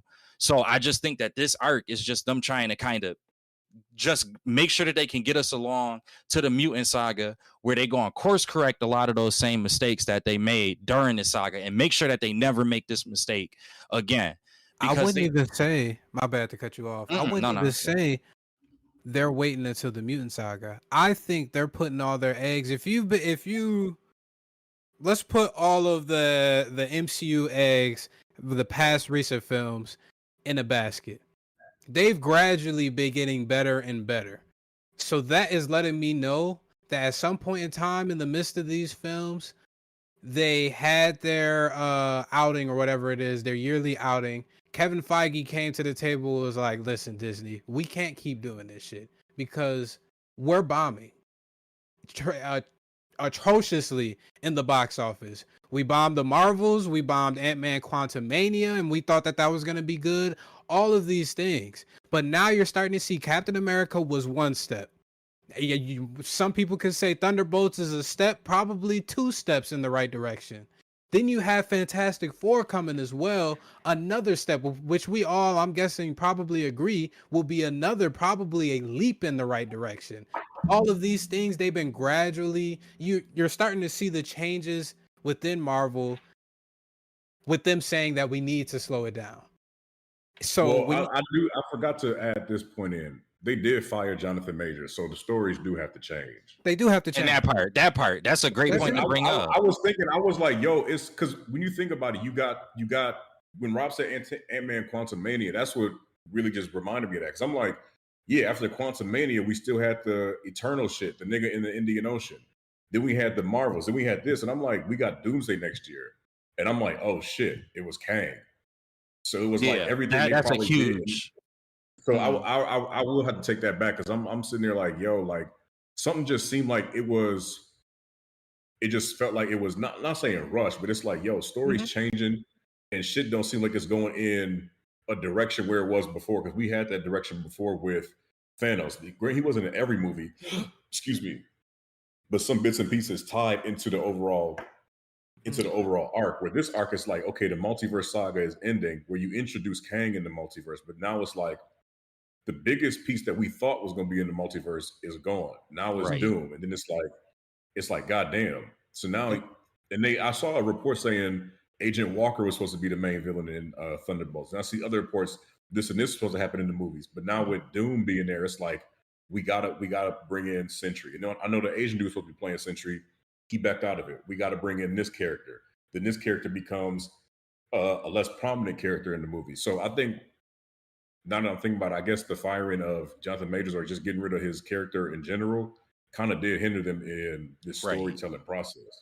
It was a lot, man. And for that reason too, that's why I just don't think that there's necessarily a lot there for them to completely save the narrative here, because I just think that it's a lot. It is like, Sage, when you was bringing up those points, and indeed you even bringing in what is argued definitely the biggest point in regards to that, it's just kind of like I feel like it was a lot that kind of just went wrong in this saga, and it might be hard to completely save that, but I do think to Sage's point, the steps in the right directions that we continuously keep seeing with these films that have been coming out, I do think that like it will still culminate into something, maybe not phase or Infinity Saga level of performance and execution. Maybe not. But I still think that it could be something where it's gonna make people say, well, yeah, no, I'm still interested in the in finding out what happens in the mutant saga. I'm still on that Marvel, like on the Marvel train. I haven't completely abandoned it. And given how many changes it's been, I think I'm okay. I've come to peace with that. I'm okay with that personally. Where did that thing go? All I'd say is just going forward, we probably just have to be a little bit patient. I feel like practically now we're past the patient phase. I'm genuinely curious about how this Ironheart goes because they haven't been really promoting that. I'm curious about Wonder Man, but when you think about it, the scheduling that they have for the next 3 films is gonna fucking be shitting on anything DC could come out with in the next 2 years. Yeah. You got Fantastic Four, you got Avengers Doomsday, and then right after that, the new Spider-Man film. Yeah, they don't gotta worry about like pressures from competition. Really? Like, In the comic book world, they don't have to worry. That's one thing They got to should worry be about very grateful. Clayface.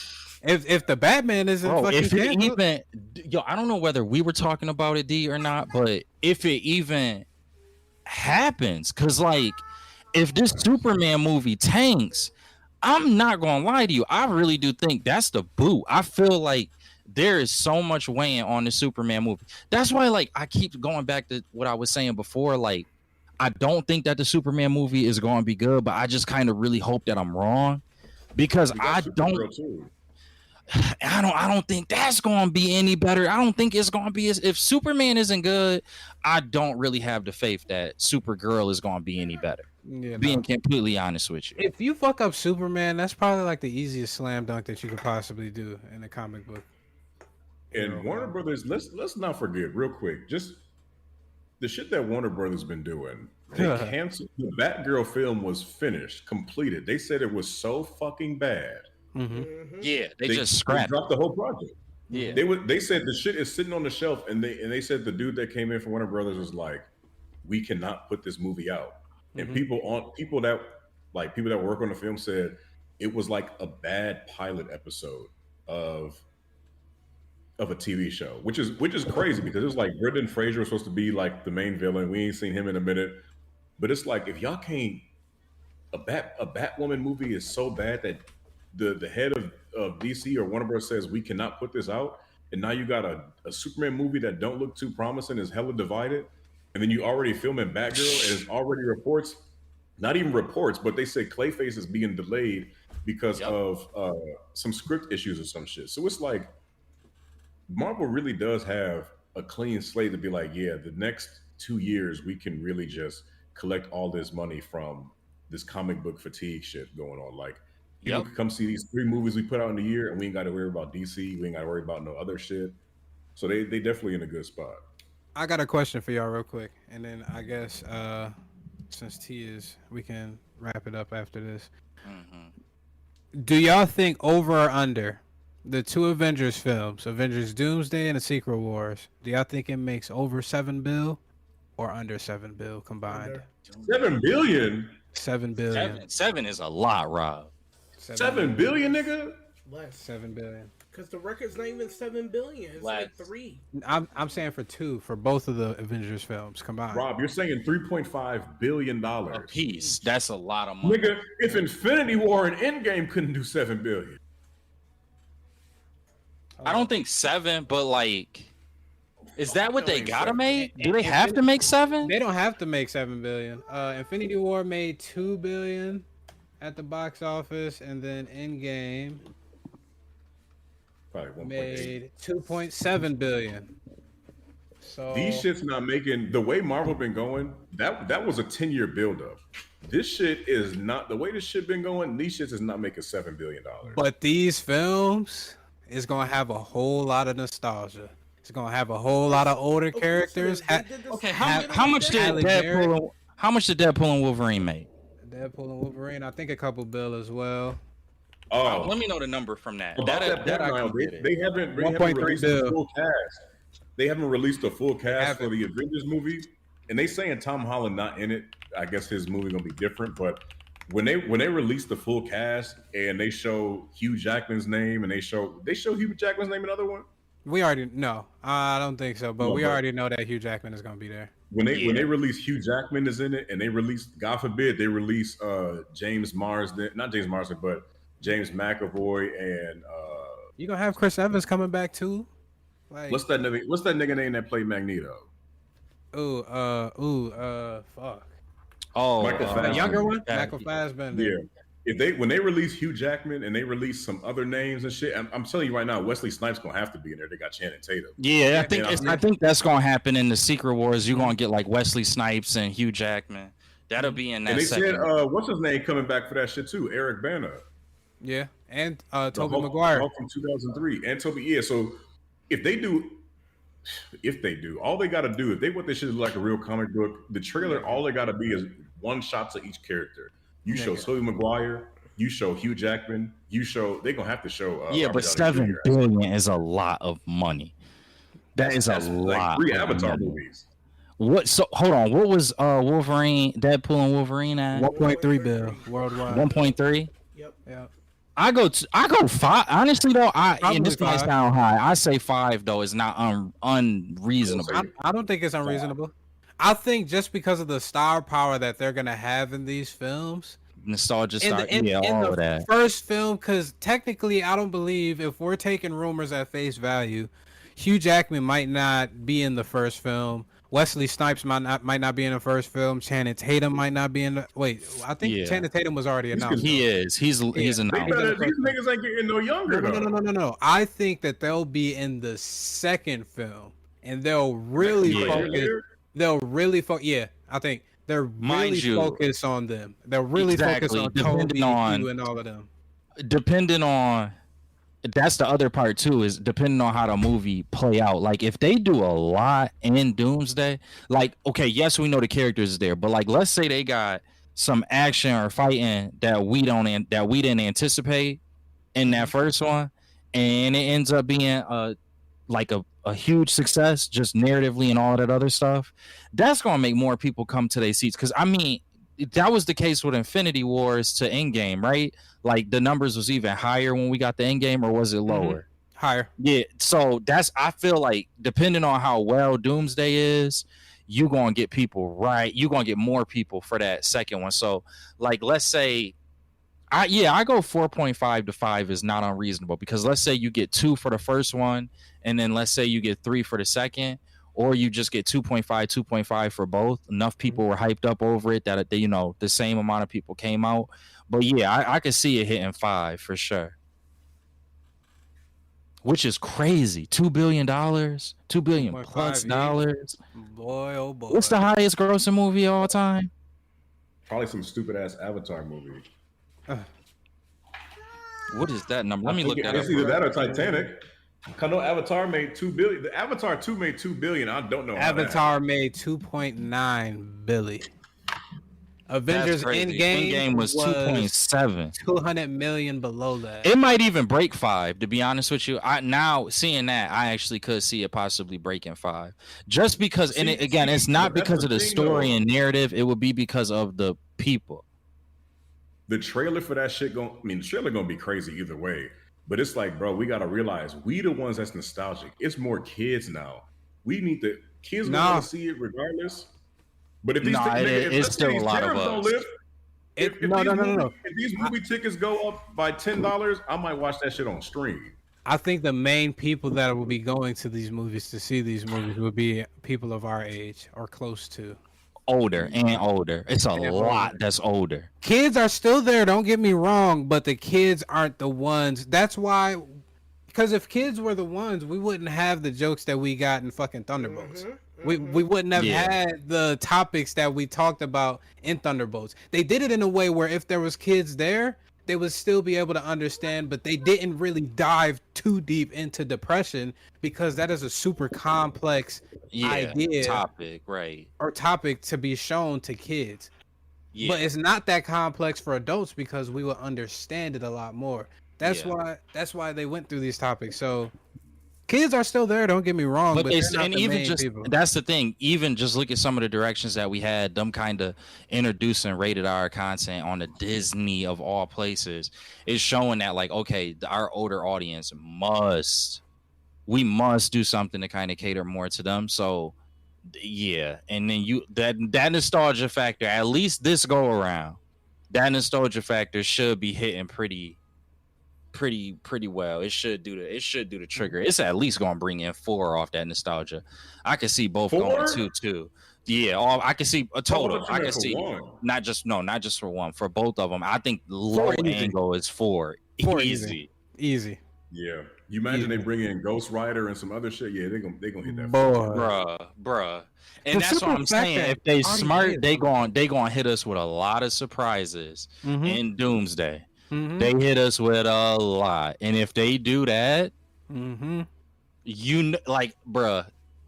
everybody gonna be on the edge of their seats for Secret Wars. Everybody gonna be like, yeah, bruh, I'm buying my tickets. If they might as well let you buy them in advance, a year in advance, because people gonna be like, yeah, I'm definitely going to see that. All 3 of those films, Avengers, Spider-Man, and then another Avengers, they might eclipse 6. Wait, it's only one movie between It's only Spider-Man. It's only I believe so, yeah. I think you and I was looking that up. It's only one movie, and it's Spider-Man that's in between. And I do kind of hate that. I do kind of feel like I wish there was some more content around that. But again, I just gotta accept that they on course correct a lot of those things. I actually don't know that because remember it was the rumors about the World War Hulk movie. I think it's gonna be a part of either Secret Wars or Doomsday. I just don't think it's gonna be a standalone. I think especially because I think they still have issues with the I think it's still no. The rights are good. Right? The rights are good. They're officially good now. Okay. They ended it with what was the last movie that he was a part of? Yeah, they ended it with the last fucking movie that he was a part of. Fuck, what was the movie? Thor? Was it Love and Thunder? No, Ragnarok. Ragnarok. So they had to split it in between those various movies. Oh, Avengers Endgame is technically where it ended. Yeah, okay. Because he had his own story in that joint. So now he's officially on MCU. So now he could potentially set for a May 7th, 2027 release. Boy, if they do that and then they fix Hulk, nigga. And because when does Secret Wars come out in 2027? I believe so. Yeah. Let me. Yep. 2027. When is it in 2027? Is it back-to-back Mays? That's what everybody was speculating. Scheduled to be released May 7th, 2027. Damn. So that means they would have to. 6 or 5? We in 2025 right now. Oh shit. They would have to be working on that film now. Yeah. It wouldn't be a rumor. It would have to be confirmed. It might be in the Secret Wars. No, because timeout. Spider-Man. Okay, hold on. No. That might not necessarily be true. Because the Spider-Man movie, when did that get announced? It got announced for July 31st, 2026. No. But what I'm saying is, when did they announce that was officially being done? There's gonna be a Spider-Man movie. Technically, recently, if I'm not mistaken, they actually released it to everybody else to notify people. It was speculation that it was getting done. Right. Sony and Marvel was still working out the kinks and everything like that.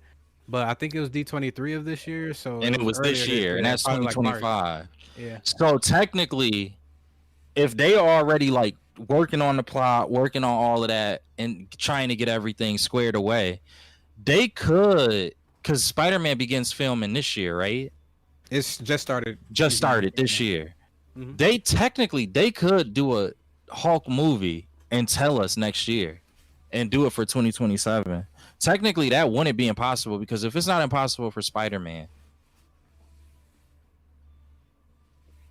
do they got money like that? The money just growing on trees? Yeah, yes they do. With Disney backing them, and then after they see that's a lot of CGI and a quick turnaround for 1 year.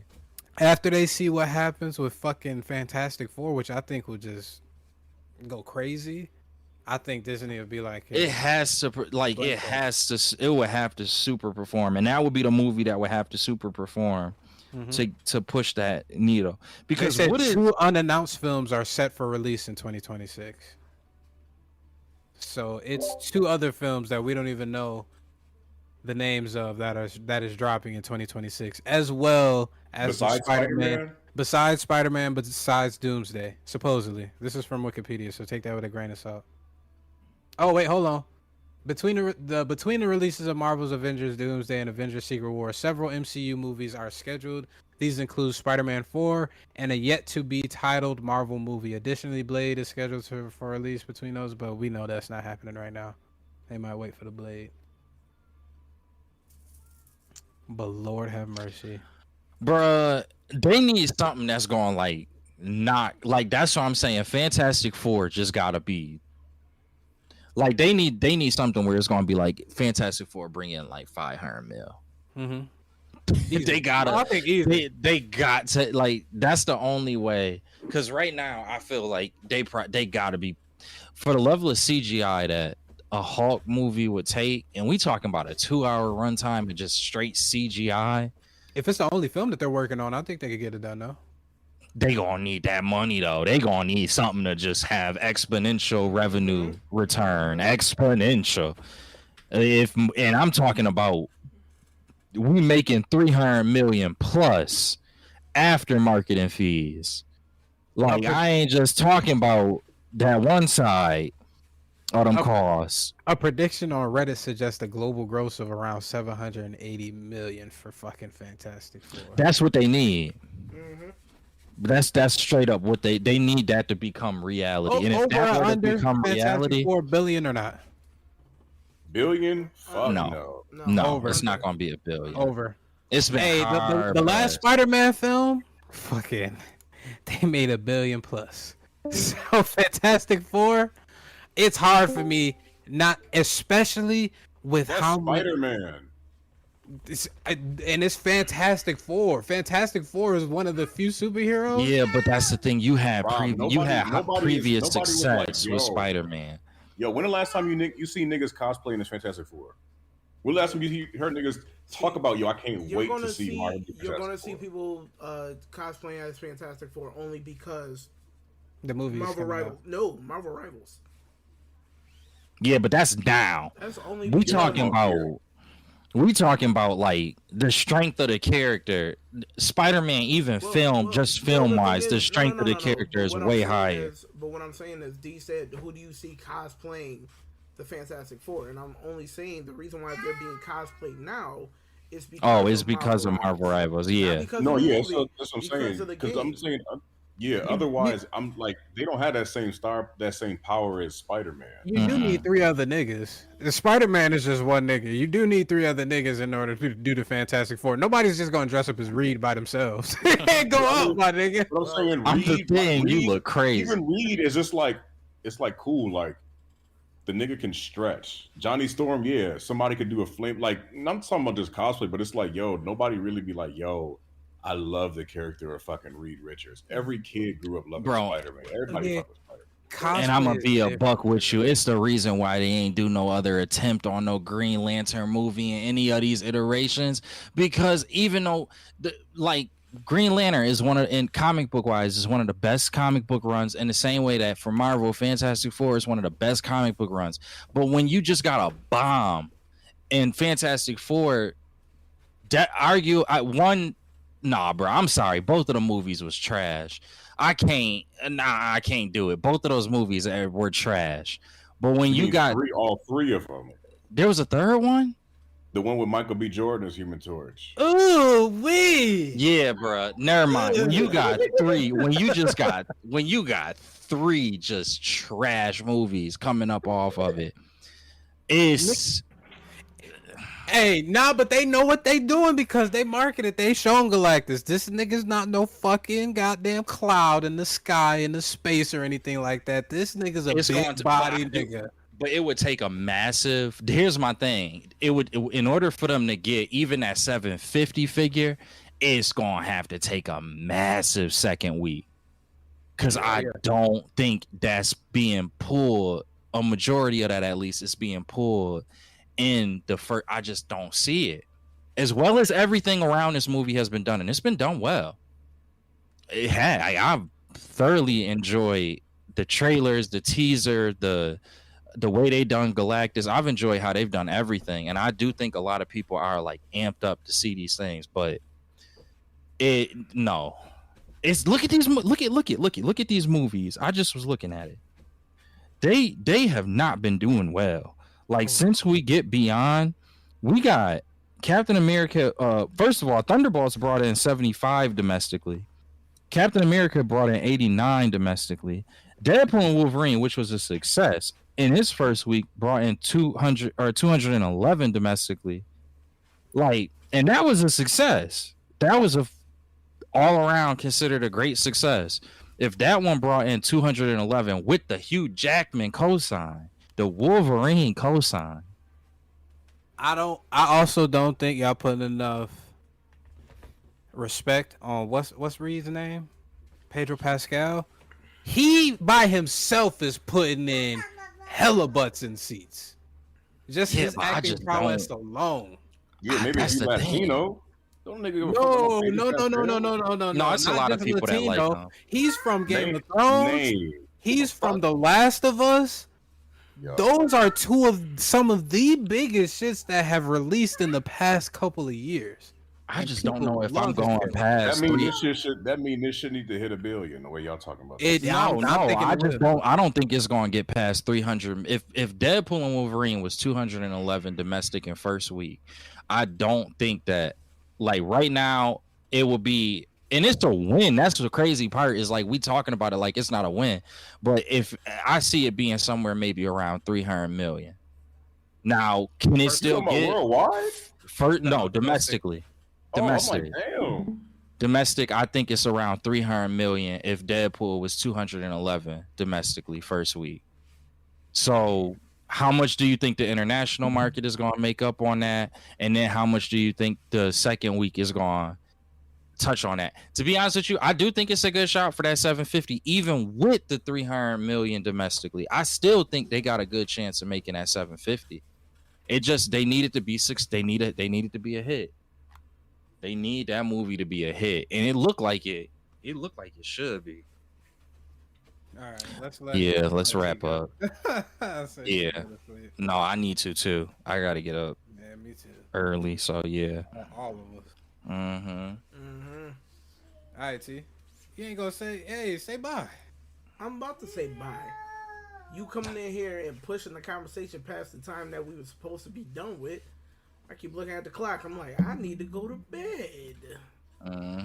But I got excited. My bad. Yeah, you got excited. All right. Well, ladies and gents, thank you for coming through. Thank you for sticking along.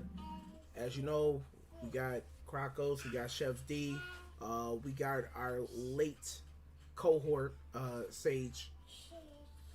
Not caring about nobody's feelings in their life and what time they need to go to bed. I got work, nigga. Yeah, you got work, all right. But yes, stick around, smash that like button, hit that bell if you want to get alerted whenever we go live. Subscribe, everything under the sun. Hit that, follow us on Instagram for any new content that we put out.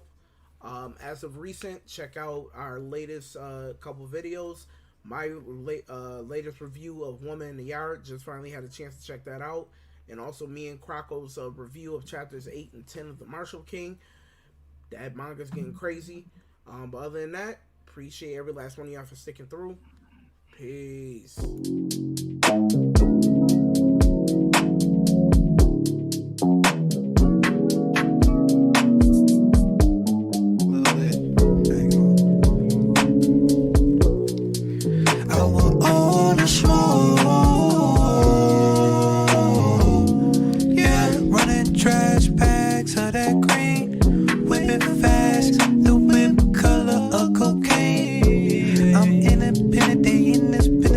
These dreams on the road to riches, focus on the ticket, maximize my means. It's like now I'm just trying to float. There's a couple holes up in this boat. Dose my mind just so I can cool. They focus like I'm a migrant, just touch a new island. Every time I swear